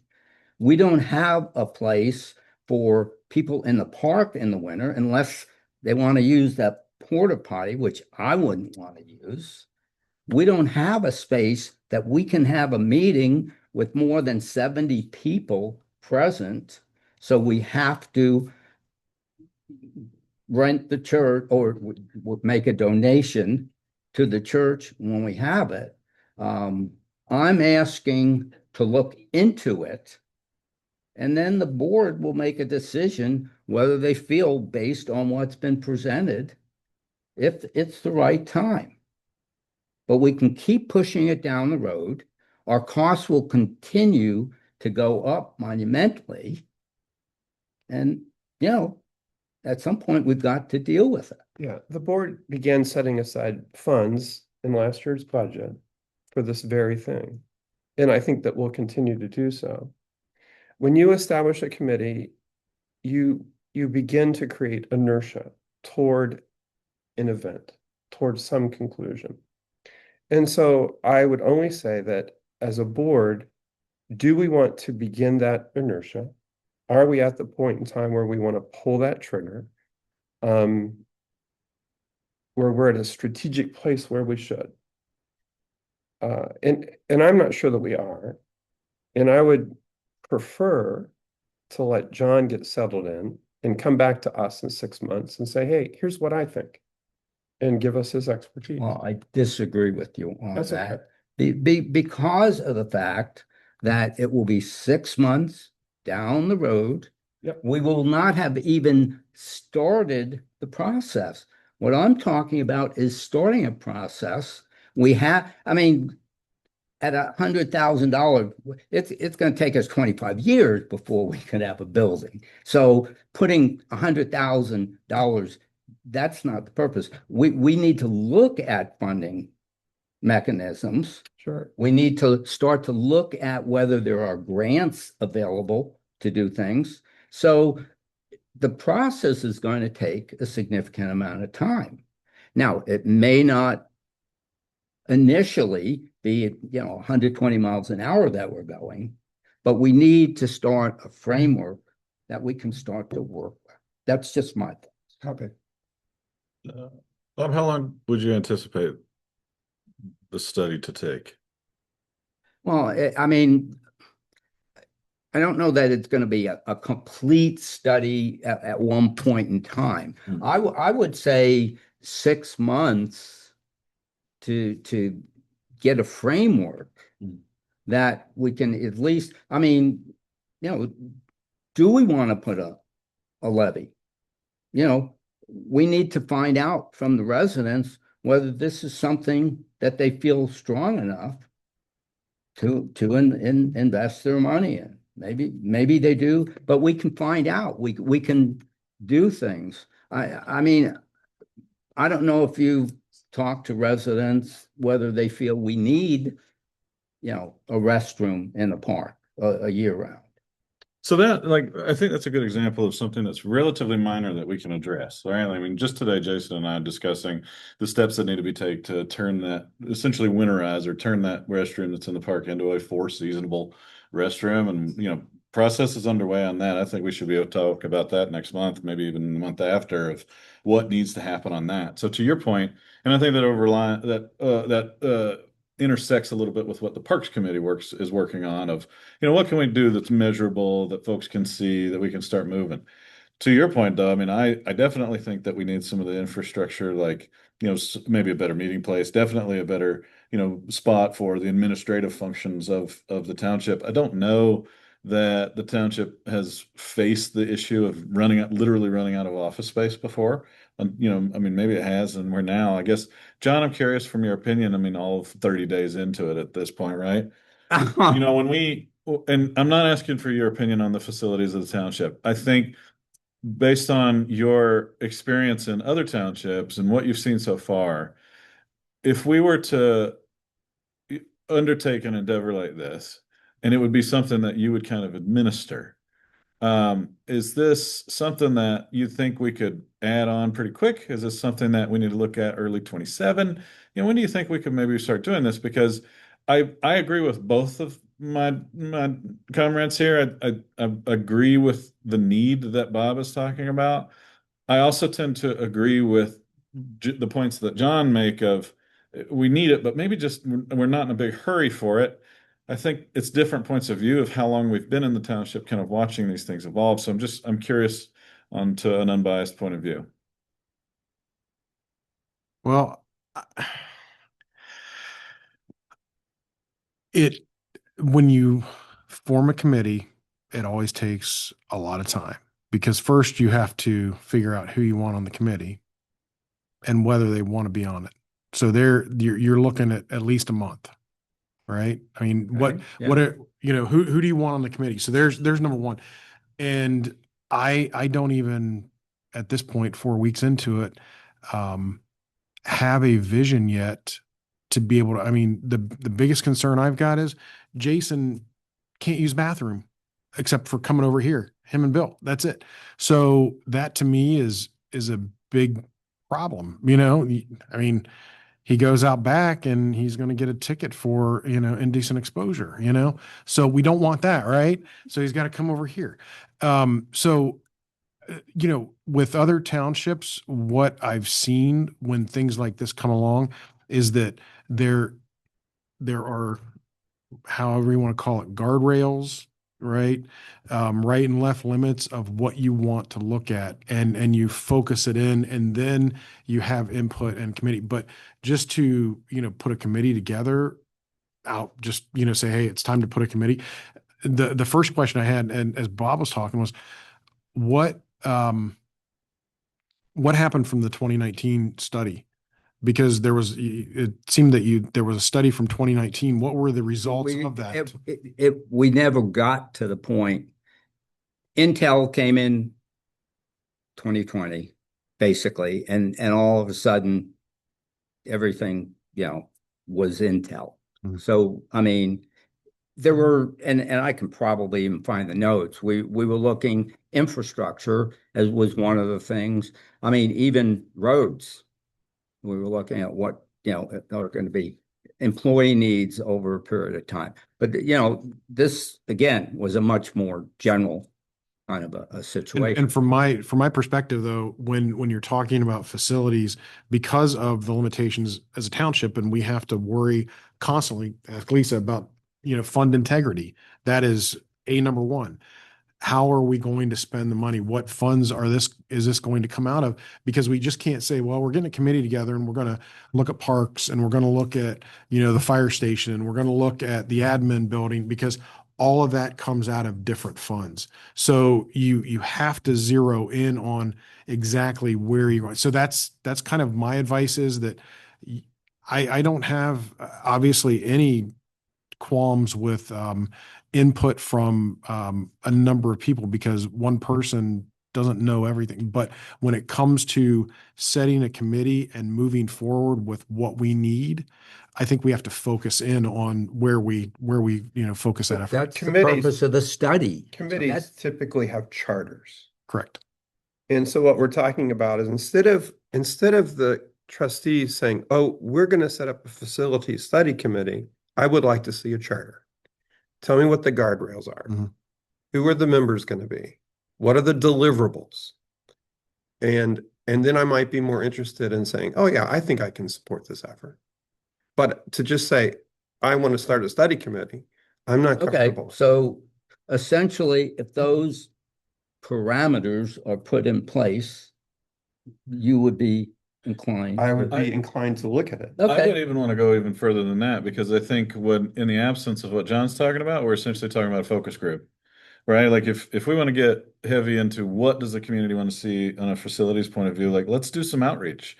Let's send out, similar to what we did with the park study, like let's do something along those lines, which means we might need to involve Cryle, some of the other folks that we're already using. And I don't think that is wasted effort when it's done correctly and when it's done at the right time. I think the last thing I would want to see is a bunch of folks come together for 6-9 months, come up with some great ideas, and then once they're done with it, it turns into a situation of, some of our plans once Intel was announced, like, oh man, we got to go back and redo a lot of it. well, first, we've got a reasonable amount of time. Again, with Intel, everyone was panicking. Sure, yeah. And then next thing you know, we have the potential merger situation with Westfield, which became, the priority. What I'm saying is, I have no problem putting something together to look at. I mean, I want, no offense, Jason, but if it's 90 degrees out and you've been working all day, you don't have a place to shower, I'd want to be a few seats down. Go But these kinds of During the meet. these kinds of immediate needs, we talked about this 6 months ago, and we said, hey, We give us talked some about this solution. 3 years ago. And I wasn't here. And offer these. Is there a Band-Aid we can stick on it? Let's do it. I'm all for it. But there's also a better long-term solution. And if we need the Band-Aid, let's do the Band-Aid. Band-Aid is in process with Delaware County. And we've talked about that in terms of, getting that set. But I will tell you, from my perspective, just being here, like I said, 4 weeks, right? Actually less than 4 weeks. Monday will be 4 weeks. When you talk about a committee and getting community members together to determine what we need, honestly, when it comes to the maintenance building and the fire station and the administrative offices, I want to know what my employees think first. I don't really need to know what the community thinks first, because Chief O'Brien is my expert when it comes to fire stations. Jason is my expert and your expert when it comes to the maintenance shop. So let me see what they want first before we start asking the community, because we don't know what we need from, We and know our what employees need. Jason needs. We've discussed it. that's- You've discussed it with John. I don't know whether. Well, I Adam don't, had- I don't know what he needs in 20 years for a He's maintenance. not looking at 20. I am. Absolutely. Here's something to think about. We're having we spent an hour tonight talking about the natural wetlands that this fire station is sitting in, that this building's sitting in. So who set aside this land for Harlem Township, and what board of trustees decided this was a good place to build a building? Well, that was years ago.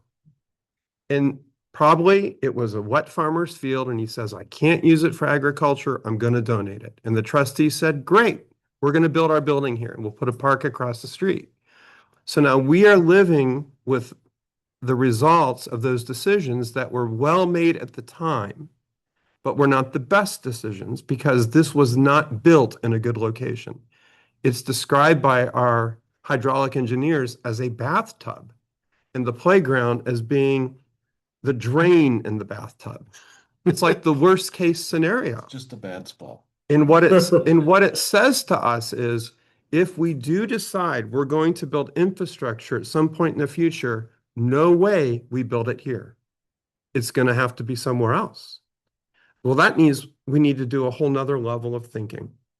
And so when I say strategic decisions that set up future boards of trustees in a good place, that's what I'm talking about. And while it's so tempting to respond to immediate needs, and we should, that has to be tempered by long-term thinking. That's my big By the point. way, just to correct you, the trustees did not put the block there. Well, whoever put the park there. Oh, So, Bob, harkening back to what John said about, maybe coming with some organized parameters of what this committee would look like, scope of work, a charter, so on and so forth. And Pritchard, I don't know if you feel differently, but to me, this seems like a conversation to address during a beginning of the year organizational meeting of something that would be important to move forward. I'm done with it. Okay, Yep. I mean, that's it. John, if this is something we want to look at for fiscal 27, I think would be a adequate thing, a responsible thing to look at during the organizational meeting at the beginning of the year. That way we can make sure that everything is aligned and set forth and it's something concrete that we're going to do. Okay. Does that make sense? Yep. I work for you guys, so you tell me Yeah, what to do. Yeah. Go and do. Bob, next item.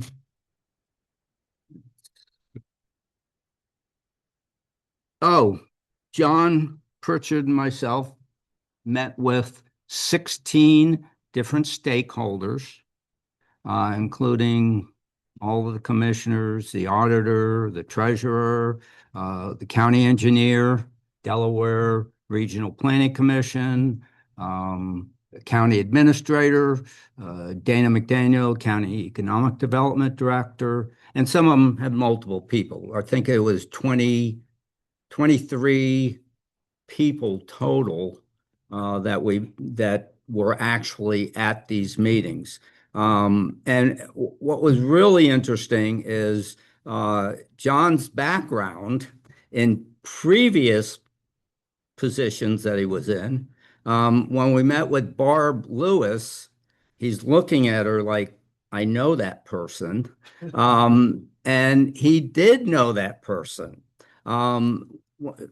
It was amazing how many people, based on his past, he knew people that worked with those other people, or they worked together in some way. So I think he's got a good fundamental situation now where he feels comfortable. Prosecutor's office, where we did meet with Vince Villio, who's our assistant prosecutor, and we have an appointment sometime, and Melissa Schiffel, who's county prosecutor, couldn't meet with us at the time. So we have an appointment with her. We have commitments based on John's schedule of meeting with the more than well, I was going to say more than likely new commissioner that will be elected. The mayor of Sunbury, well, the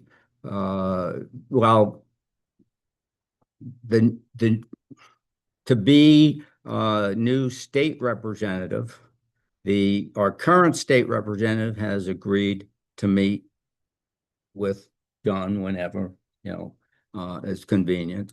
So again, I think he's got a good foundation, and it will bide well. Regional planning, soil and water, all of the sewer, Tiffany and Julie McGill. So, and John did exceptionally well. So anyway, wanted to share that. With Delana, just wanted to update that August 24th, there is a meeting at 6, is it? It's at 6, and it's at the Galena Village Hall. At the Galena Village Hall, which is the old church in Galena behind, I don't know what that building is used. Is that Journey Church? It's behind Journey. Okay, Journey Church. Used to Used to be a school, yeah. Oh, okay. Well, yeah, it was actually a superintendent's office. Again. So, And if I could real quick on that, Bob, while you brought it up, I just want to make a point of mention that it's a joint hearing between Harlem Township Board of Trustees and the Village of Galena Village Council. And the way ORC defines the requirement here, it's going to be a little bit clunky. We are essentially having a village council meeting and a trustee meeting simultaneously. Both bodies will vote to go into a hearing. So we had a call on this earlier today just to kind of understand how the point of order is going to go, so that it might seem a little bit clunky, but it is open, of course, to all residents, and anybody that has questions that we haven't discussed here, anyone is welcome. So I just wanted to point Yeah. that out. So and it's regarding the CETA agreement that we hopefully will be entering into with the Village of Galena. The final topic of discussion of mine is data centers. And what I'd like to know from the other board members are their position on data centers in our township. Adam, you want to? I think I want to make sure I understand your question. Is it you want to know our position on data centers in the township, or our position on data center moratorium in the township? Based on your response, I guess I would do at this point entertaining data centers in the Sure. township. So I'll answer it from 2 points of view. One from a resident point of view, because I do live here, right? Oh. I don't want to live beside a data center. I already see a brand new high tensile electrical transmission line on my front door, and I'm not super happy about that. So, it's not something that I want to see, not something that But you didn't have a choice. didn't have a choice, right? Okay. It's just kind of how it goes.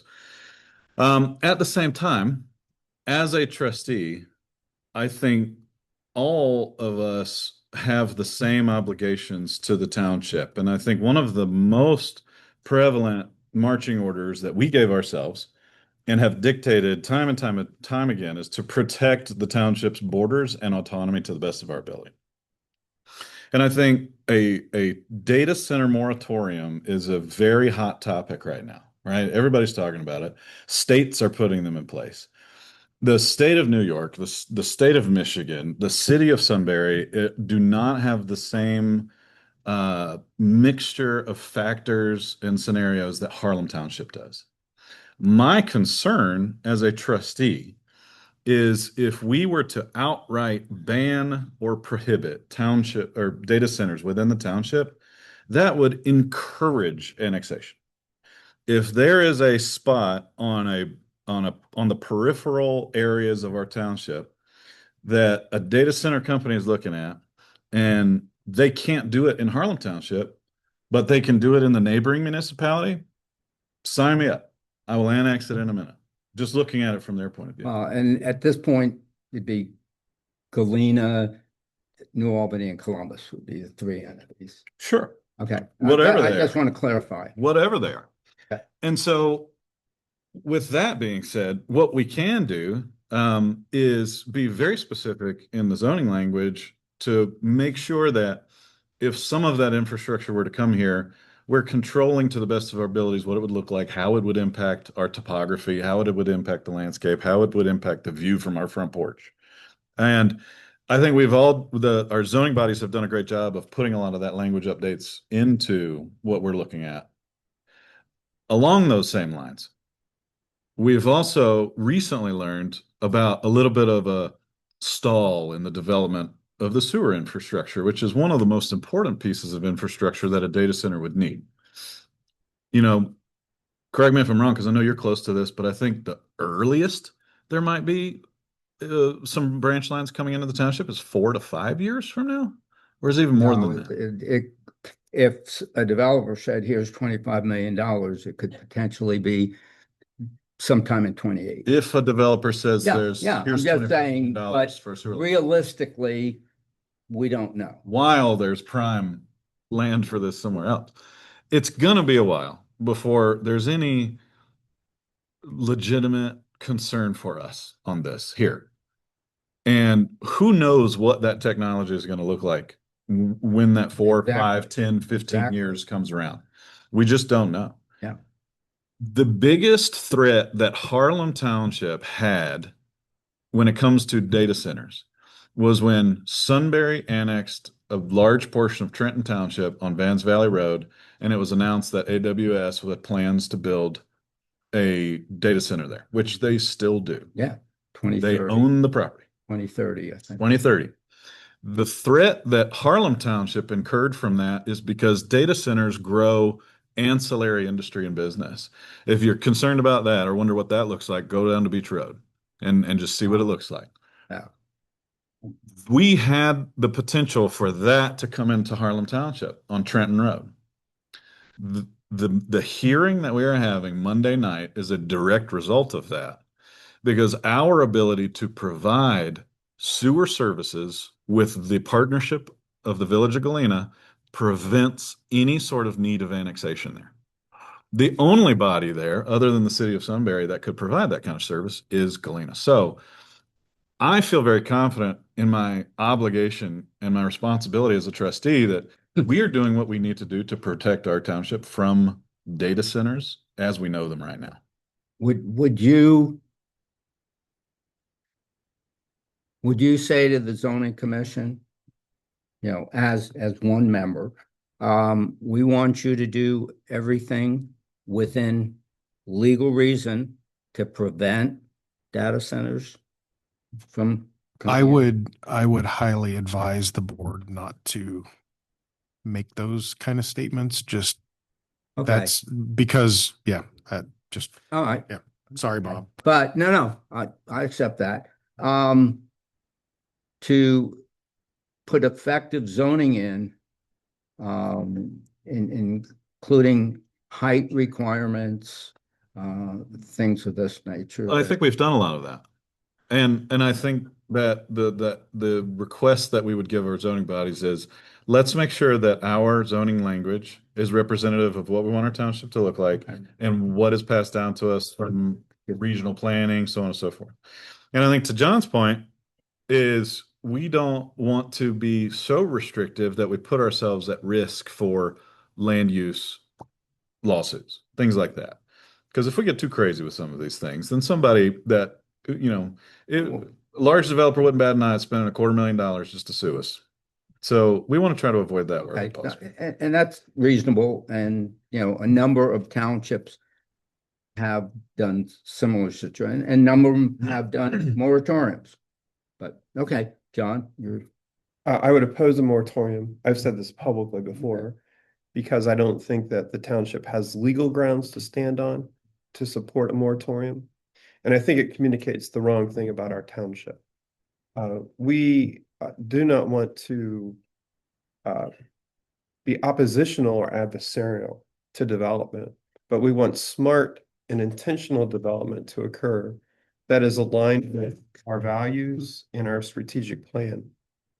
And so I think that having zoning that's not that doesn't prevent data centers, but actually compels them to be in a setting, should they come into the township, that makes them good neighbors, is a far more viable solution.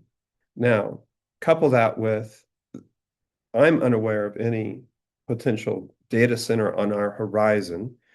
I'm not sure that the entities around us view Harlem Township as an optimal site for a data center, maybe more for the infrastructure that supports them. And I don't want us to allow our good work that we're doing to be lost in the noise in the data center conversation right now. And I'll stop there. There's nothing that says moratorium. Copy. Yeah, Which is why I asked you the first question. yeah. And we are not, again, we are not a suitable place at this point for any kind of a data center. Forget, I mean, we don't have the electric, of course. Now they are putting their own power plants on, but we don't have the fiber that's necessary. We don't have the water. Definitely don't have the water that's necessary. And Delco is in a similar position, you know, that the county is with sewer.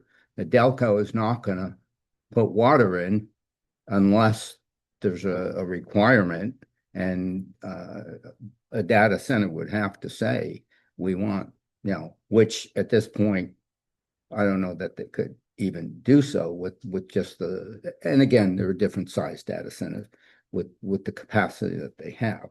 I wanted to get it out because a number of people asked me at Township Day about it.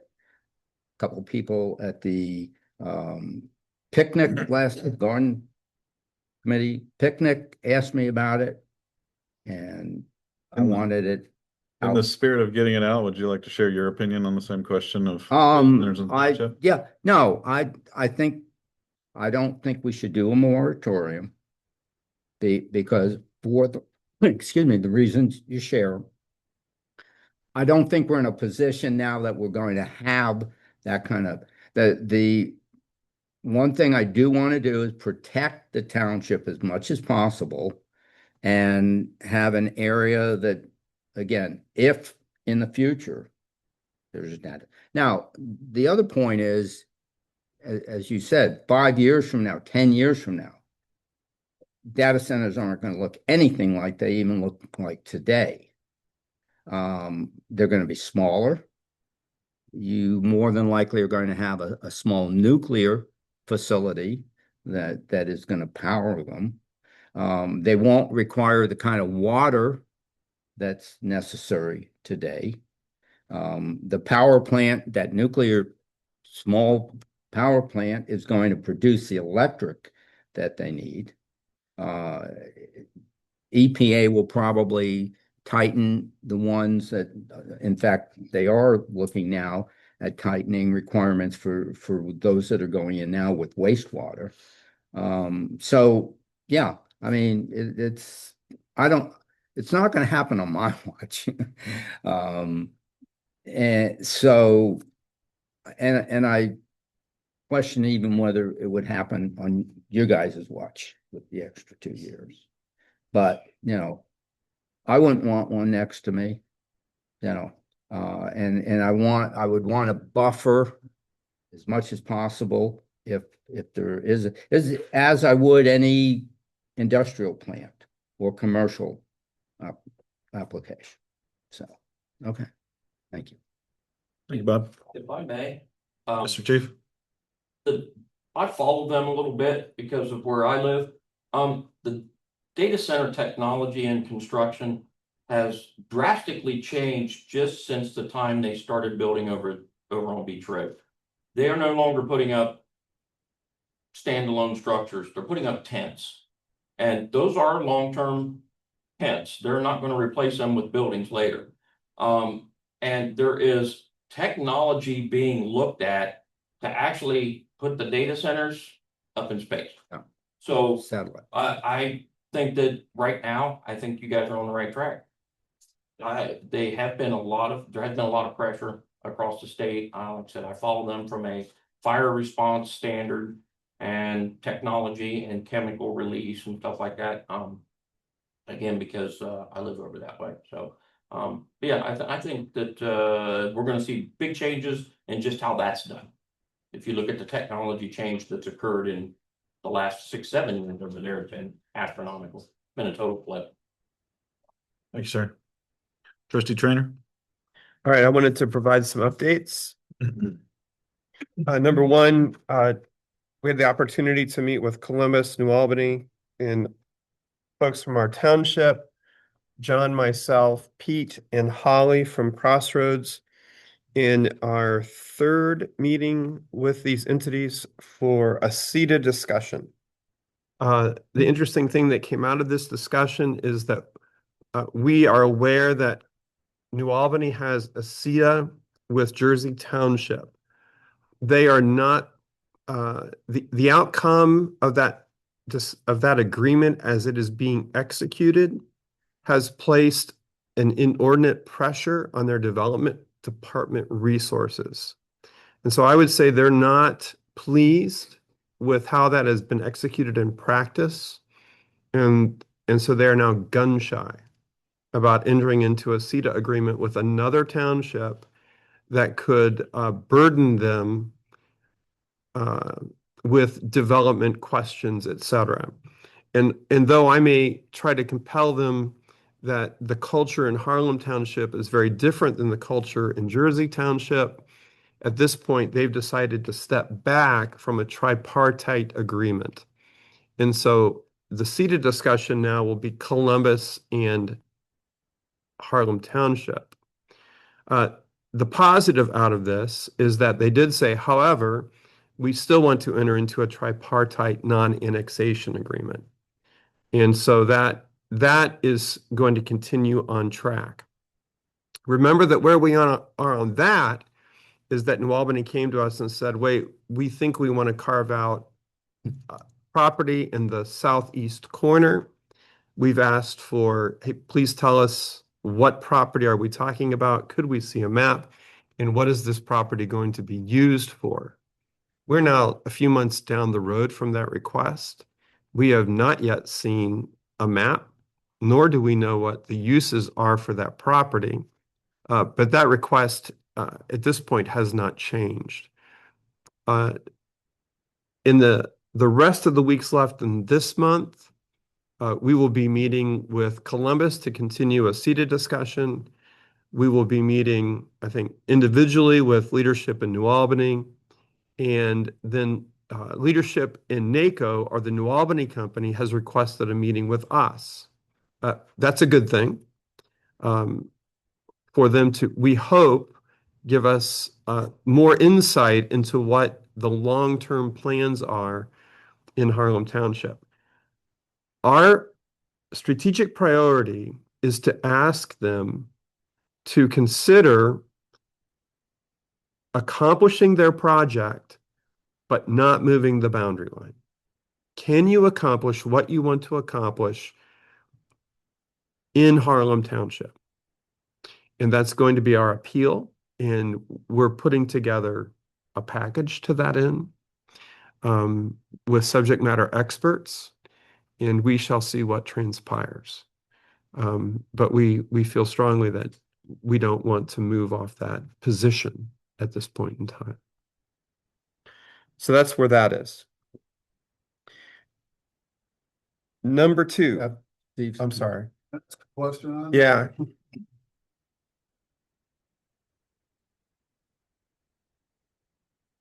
First of all, I'm not surprised to hear that the three-way deal is not as interesting, because I don't know how anyone would wrestle a three-way seated, to tell you the truth.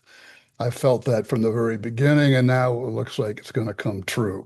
That's very complex, and there's energy pulling in different directions between Columbus and New Albany. So that doesn't break my heart hearing that, because I don't think you had a chance in wherever to get that done. But at the last meeting, we talked about, you had a meeting with New Albany, and brought up the point that they were annexing the corner of our township after saying they weren't going to do it. I don't hear anything tonight, and I think the word was they were willing to reconsider. I even defined the language last month. Yes. Well, what are they willing to consider? Yes, that's good point, Steve. I went back to Columbus and New Albany and said, hey, this was announced to us as opposed to let's have a conversation about. Yeah. Would you be willing to reconsider this? So in the last meeting, we actually presented the agenda. We led the meeting, hoping for a discussion about reconsideration. And it was very clear that there was not an interest in that discussion. Well, then that's a bunch of baloney. From the You're dealing with people that are not living up to things that they have said in the past. We have no basis of trust with New Albany. We are a fly speck on their border, and as much with the New Albany company. So they really have no interest in doing business with Harlan Township without New Albany themselves putting pressure on them that they should do that, because New Albany's got a future need or interest in having a relationship, John. So you've stretched this out now for a year to get to the point where we're not going anywhere. We added the New Albany thing in just as a distraction, and now they're saying, take me out of the discussion. I would be interested to see what Nuco's got to say, but you got no leverage. We have no leverage whatsoever. And it's clear now from what you've said tonight, New Albany has just said, we're taking our ball and going home. We can talk to Nuco, but, so I view this as been a total waste of time. And still, I don't see any notes from meetings, any agendas from meetings, any really detailed reports coming out of what's being discussed in these meetings. And so I'd say you've now basically wasted a year from when we started this conversation. And so Columbus could still be interesting, but frankly, I don't think Columbus needs us either. And so I really wonder how much attention we're going to get from those guys. So anyhow, that's so you're saying that they're going to annex that piece of property. We're done. Today, I think that their stated intention is we're going to annex about 200 acres in the southeast corner. Great. Well, that really worked out well, didn't it? The appeal to NACO will be, can you accomplish your strategic goals and not move the boundary? Yeah. Okay. Harlem, the city of New Albany. When is that meeting going to be? It's the last day of this month. And Harlem. Who will be in that meeting? Myself and John will be in that meeting. Okay, I look forward to hearing a detailed report from that meeting. Sure. Maybe even an agenda and some notes from it. Sure. Right. But I think you ought to have a resident in that meeting as well. Thank you. So NACO is, I should say, New Albany, however, and this is important, is willing to enter into a non-annexation agreement sans that acreage, which is not a laughing matter. What would be their basis of wanting to do a non-annexation agreement, basically having already given up the piece that Nuco, is interested in, John? New Albany is not interested in growing further north into our town. But why would they do that? They don't need to do a non-annexation agreement. I mean, what's the quid pro quo for doing that for them? It's a 50-year promise to us that that's a solid line for our lives. But why would they do, why would they do that? Because we've asked them to enter into an agreement with us. Okay. All right. Thank you. And one thing I think would be good to understand is New Albany is looking to grow north in this area for commercial reasons. What they don't want to do, and this is to their benefit, because they do not want to grow their school district into Yeah, Harlem well, Township, we don't- which is a big benefit for them when it comes to dealing with their school district. So there are multiple things that are going on. School through districts the remain overlay- the same the- unless there are negotiations between the two entities. Through the overlays, we've provided the ability for them along that boundary to do many, many things they might be interested to do without annexation. That's why we did the overlays. All right.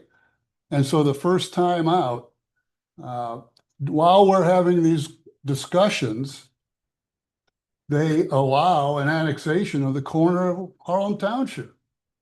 They didn't have to do that. They could do what I'm guessing they could do what they want to do within the details of what the overlay provides for. So they just basically did an end run on it. So. Well, my position, I've said this before. If they're willing to sign on the line for that 160 acres, whatever, if that's it, and they promise for 50 years to have a non-annexation agreement, I mean, why would they don't need to do that. I know, Be done. that's why I'm saying if Hasn't been if they're willing to do it I think and protect the township. for sake of conversation, I think it's probably a process that we have to let play out. I share your frustration, and I've voiced that at a couple of these opinions. Like, I wish that the city of New Albany would just say no. And to the company of New Albany, they're unwilling to do so. They don't control that. So, to that point, if we can find the opportunity to protect what remains of that southern border, and then also with a separate agreement with Columbus, find a way to turn that into revenue generation, we need to pursue it if that's what we can do. Keep in mind, even the smaller CETA with Galena took 2 years to get done. Yeah. So that's a different topic. Something to keep in mind. So you can think about why would NACO want New Albany to annex that property? What benefit do they get from New Albany annexing the property? Why would they prefer to do that than work with the township? They get And so there are some really interesting answers that come from that. And we're asking them to override those benefits that accrue to them and say, hey, we'd really like you to work with the township. That's a far reach, but we think it's worth another conversation. So have they halted the process to annex it? I don't know where we are in that process. There's been no petition. I haven't seen any change of ownership yet. It's just what we're being told. I will only, please understand that that is a corner of Delaware County. Yeah. There's a 208. There's infrastructure. There are commissioners. There are any number of entities that are part of this decision-making process. It's quite complex. And those are all in play.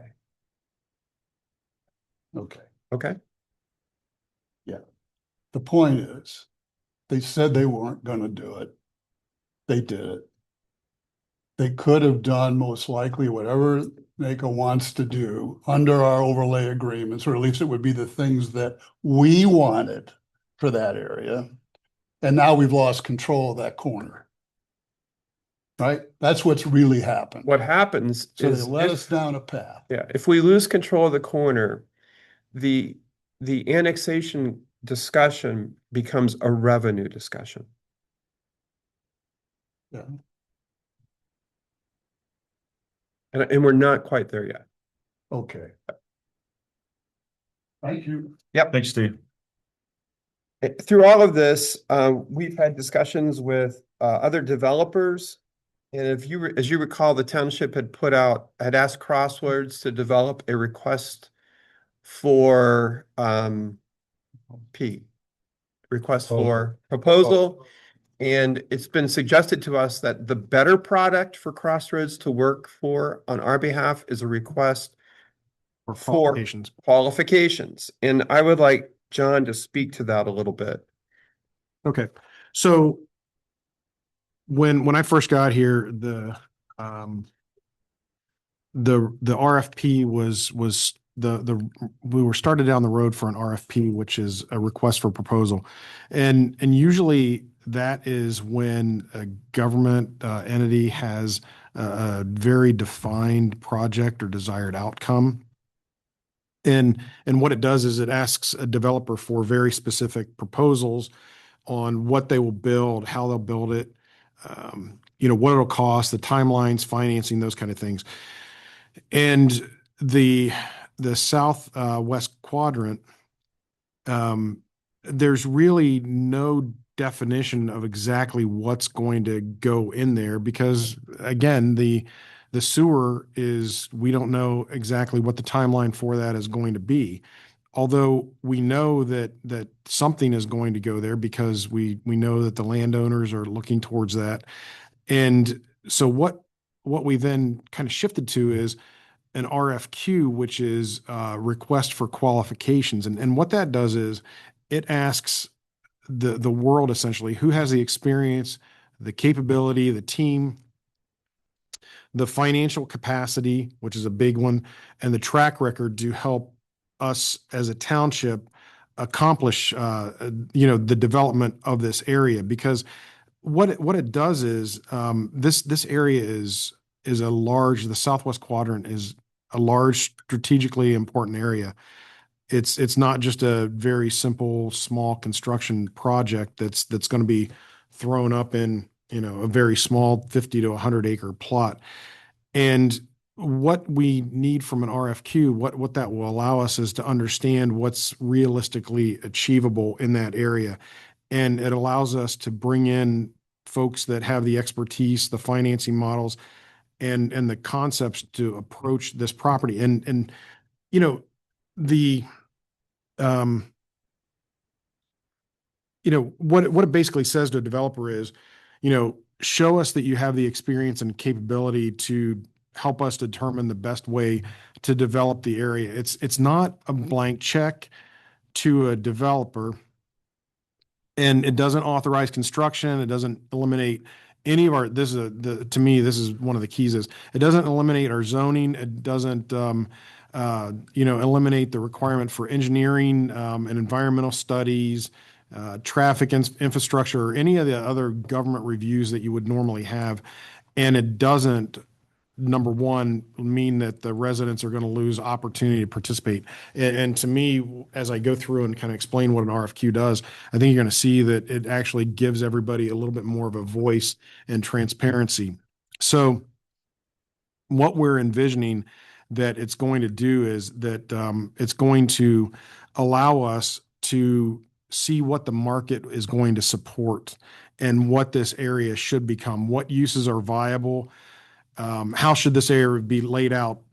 How can the township maximize the economic benefit while protecting the community's interest? Because I'll tell you from my background, what I've seen is and I think Steve, right? Yes. Yeah.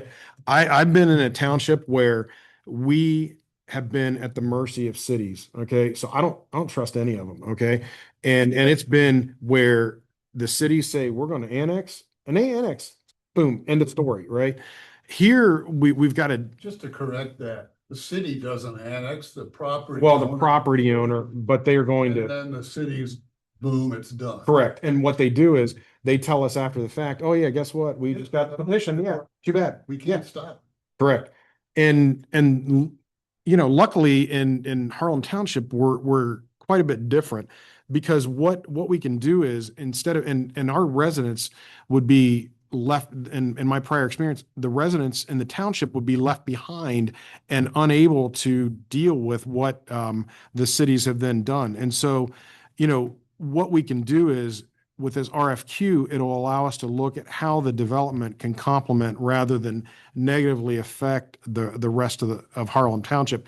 And so what the plan is that we will do what's called a draft RFQ, and that draft will then be released to the world essentially. And then what it allows us is, first, it allows us the residents will see it, and they can tell us what concerns they have, what they want the township to consider, what types of development they believe are appropriate. Because ultimately, we've talked And at some point it's coming, right? We can't stop the development, but we can help manage it. And so by having the input from the residents, we can look at what is appropriate, what issues are of concern, things that we may not even be looking at. Somebody can bring up from the community that will help us with this process. And the developers can also put information and give it to us in terms of what they need, what qualifications are appropriate, whether our expectations are realistic, and what kind of caliber of talent we need to attract, because Harlem Township is a special place, and we need to make sure that it's treated as such with the RFQ.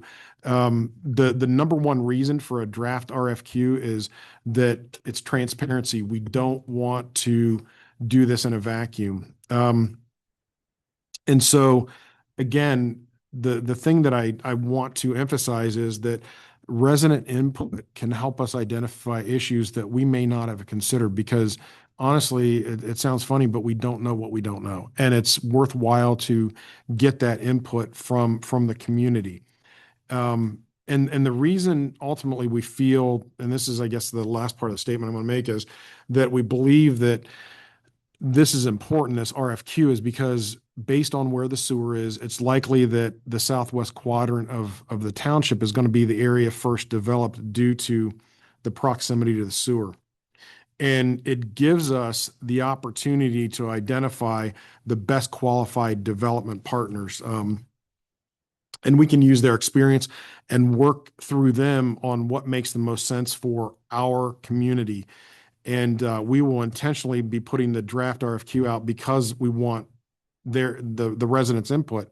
And what this does ultimately is it's allowing us to, instead of letting the first developer who approaches a property owner or a group of property owners dictate what its vision is, that developer's vision for Harlem Township in the southwest quadrant, it allows us as a township to establish our objectives first, okay? And it allows us to invite qualified firms to compete based on their capabilities, and then we can, as a township, hopefully negotiate from a position of strength. So that's kind of my statement on. I don't know if that's what you were looking for, but that's where we're at.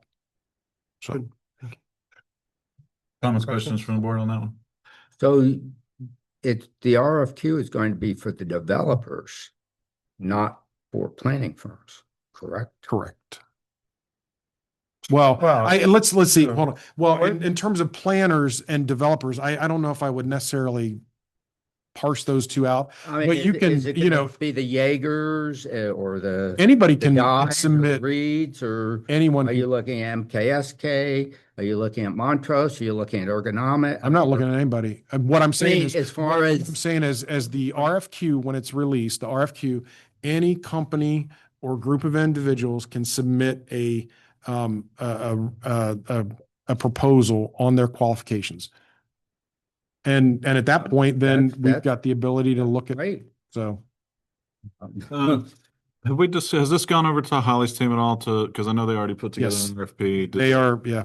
We've got it to Holly, and they are taking a look at it and in process of basically switching gears to the RFQ. So the one thing that stands out to me on this, and doing a little research after you sent this over to us, and I think you kind of hit it on at the end there, is the big alignment change here is that it goes from the township is focused on finding a long-term partner for the project rather than going to market to buy somebody's plan for a project. Wonderful. You see what I mean? So like 100%. to me, I think that makes a lot of sense. And even I think that this is probably more aligned with our legal responsibility as based on pulling these proposals based on qualifications, not purely on price. Correct. So, yeah, I mean, no qualms for me. I think that answers it. Steve, I saw you, but then I saw you nodding. Did we hit it? Well, I guess the thing that hit me, and I like everything you said.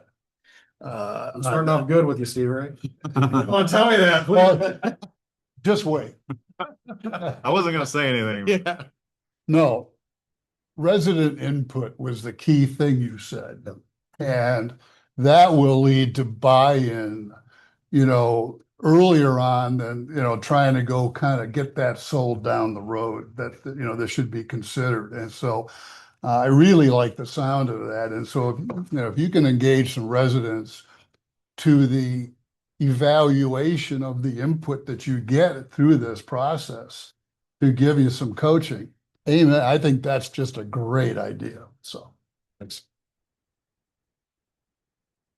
Good. Good. I wanted to announce that Preservation Parks in Delaware County is going to acquire the John Belts Park in our township. And so that will become part of our park system under their ownership and administration, but in our township. And a fantastic addition. They've asked for a letter from the trustees to support their application for a grant to that end.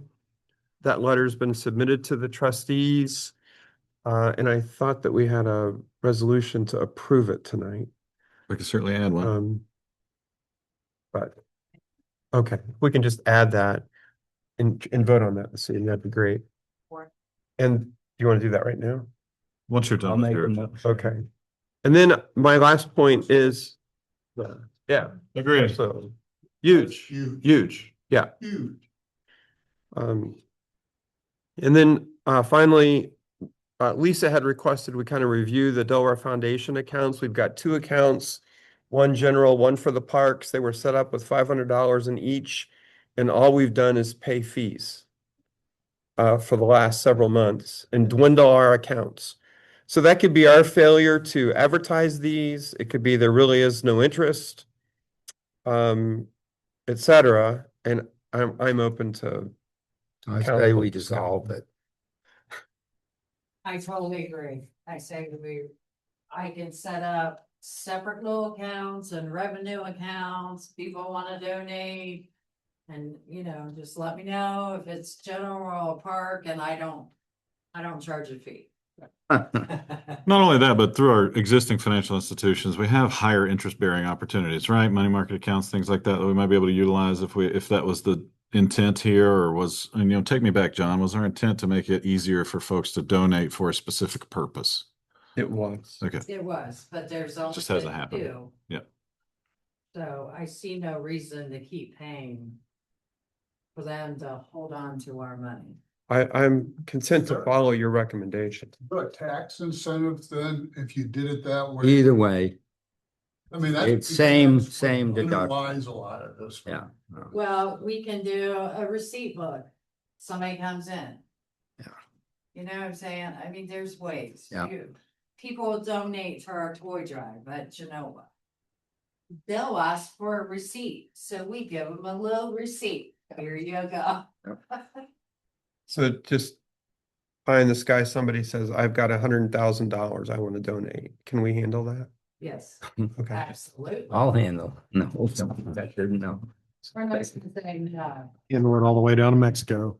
Would you need a resolution to absolve those accounts? Because I believe they were created under resolution, correct? I think so. And I think. You John's didn't, fine I was with not you. on the board, but you did on the last board. I would make, Lisa, do we need to put resolution on that now, or should we kick to the next month so that we can look at? So at least she's ready to be done with it. So I would put that as 005. And I would ask if there is a resolution to absolve the existing Delaware Foundation accounts and nominate John Trainer as the signee to do so. to Second. dissolve it. Second. To dissolve. Yeah. Moved and seconded. Let's do a roll call on that, Ashley. Holiday. Aye. Aye. Motion carries. Thank you. Sure, go ahead, Steve. Just one qualification on the back to the belts discussion. Is that public? I mean, it's obviously public now. It's public. is. It's public. And it's formally agreed with the church, or, because I mean, that's pretty big news. And so at some point, we're gonna want to get that communicated out to the community on the good news front. Yeah, I don't think they would have made it public were it not. Where did they make it? That's what I I, tried to re- find. I it received in an there. email from Preservation Parks. You did, Yes. that they're, okay. I think my understanding is they've got it communicated with the church and pretty much ironed out. I believe our letter is in support of grant funding towards the purchase. For them to seek grant funding. Correct. Okay, but they have an agreed deal with the church. Haven't seen it, but I assume Right. that's my assumption. They've been very careful about keeping this close to the vest. I know. And then they made it public. Yeah, so. Yes, ma'am. That email, if it's easily accessible, just so we have like exact wording for the newsletter. Yes, with the caveat that I think we might want to get The email is, approval from preservation. hello, Harlem Parks Committee. I'm happy to let you know that Preservation Parks has entered into an agreement to purchase the John Belts Retreat Center. We have a signed agreement and plan to acquire the property next spring. This is exciting news and we're looking forward to having a preservation park in Southeast Delaware County. And we should probably tell people, don't go to the park yet. Wait and participate. They go anyhow. They go anyhow. I know, but we don't want a bunch of people there. I mean, they haven't opened their doors. That language. So the other resolution that we needed to add there, 004 Preservation Parks. I would ask if for a motion to approve the letter as written to send to Preservation Parks in support of their seeking grant funding as written and submitted by Trustee Trainer. Is there a motion? So moved. Second. Moved and seconded. All in favor, aye. Aye. Opposed? Motion carries. Mr. Trainer, any further business from you? No. I have just one item that I needed to bring up. I received a communication from the folks over at AEP. They are reaching out, represent on behalf of Par Electric Contractors, which I believe is one of the contractors that's putting in the new transmission lines through the township. They are requesting, or they're looking to identify any potential property that could be used as a proposed staging area for crew parking, material storage, etc., for the construction of said power lines. It is my opinion that the township does not own any appropriate property for that.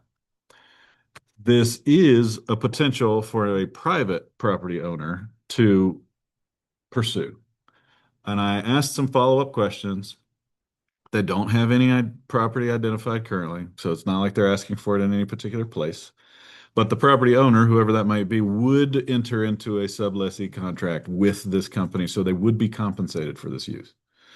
So again, unless either of you feel differently about the township having any appropriate property, my suggestion is we ask for help from the communications committee and somehow publicizing this. And I don't know that I mean, I think the protocol is they check if there is a municipality or a town or whatever, if they have any property as a first option. And then they might go to the public. And then, I wouldn't even know that we would want to advertise. They should go, and we don't even know where they want it. Seek it on their own volition. They should seek, just like they do when they run a transmission line. They talk to the individual property owners, and I don't know that we want to be in the middle of it. That's just my thought. I don't disagree. Concur. Okay, I'll handle that. That was the only item on my agenda. I'm not aware of any staff member that has requested executive session tonight. I know that there's none from the board. Up in here. I'll do one more call for public comment or question before we move to adjourn. Anything further? Yes, ma'am. Yeah. Area is west corner. Keep talking about in relation to what? Annexation. So the East. Southeast. correct. I think this is the area. I just happened to do a little So, research. yeah. You To can answer your look at question, it, see if you the concur. rumored annexation from into New Albany is pretty much the most southeasterly corner of the township. It's, Whole bunch you of can pictures. find that, you can find all that information on the auditor's website, or you can see Bob after the meeting. So our hope is that we'll get clarity on this at the end of the month. Right. More to come. But when we talk about future development, master plan, strategic plan, we're typically talking about an area in the southwest corner of the township.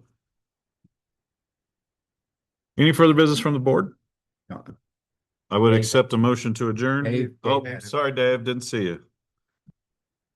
I feel you were waiting till the last minute just to Look at catch it, me. we close at 9. Please bring your items up to the register, Dave. Okay, so quickly, Oh, hold on. Folks, just so we can hear Dave. we had I think, a really positive Harlem Township Day. Great. Festival, wow. The weather was really bad and it eventually warmed up to just being bad. But I saw people there, visitors who were less than 1 and who were older than 102. The township really has that great diversity and people were talking. I saw farmers talking with strangers. I saw farmers talking with farmers. It was just really wonderful. The energy was just amazing for as far as it could go. I think that's really important in terms of reinforcing the strength here in the Harlem Township community. I don't know, I'm not trying to get to the point where we have 2,000 people there. I'm not looking at numbers. I think I'm more concerned about a day where we celebrate Harlem and finding ways to do that. That needs to be the adventure. That needs to be something we're excited about exploring. Okay, second thing, 3 quick little things. We've got 3 major events coming up here as part of the America 250. August 30th, we're going to have a 4-hour session up in the cemeteries. I want people to understand that cemeteries have lots of information right there in front of them in the headstones and other ways also. And I want people to get up there, and especially at kids, youth, people in high school, a full range, just understanding that they can learn things at cemeteries. So that's the emphasis on August 30. I don't see an awful lot of expense or anything there. On September 19th, we're going to have a workshop on caring for cemeteries. It's taught by a person who has great expertise in this. And it's an all day. And I think it's really important that people understand that it takes a lot of work from a lot of people in a community for our cemeteries to really be a place of value. And that's the big message there. And then finally, we're going to be extending this. We still have more beyond this. On October 14th, we're going to have another meeting of the smaller semi ad hoc committee that's forming, that's working on telling family histories. I think it's really important we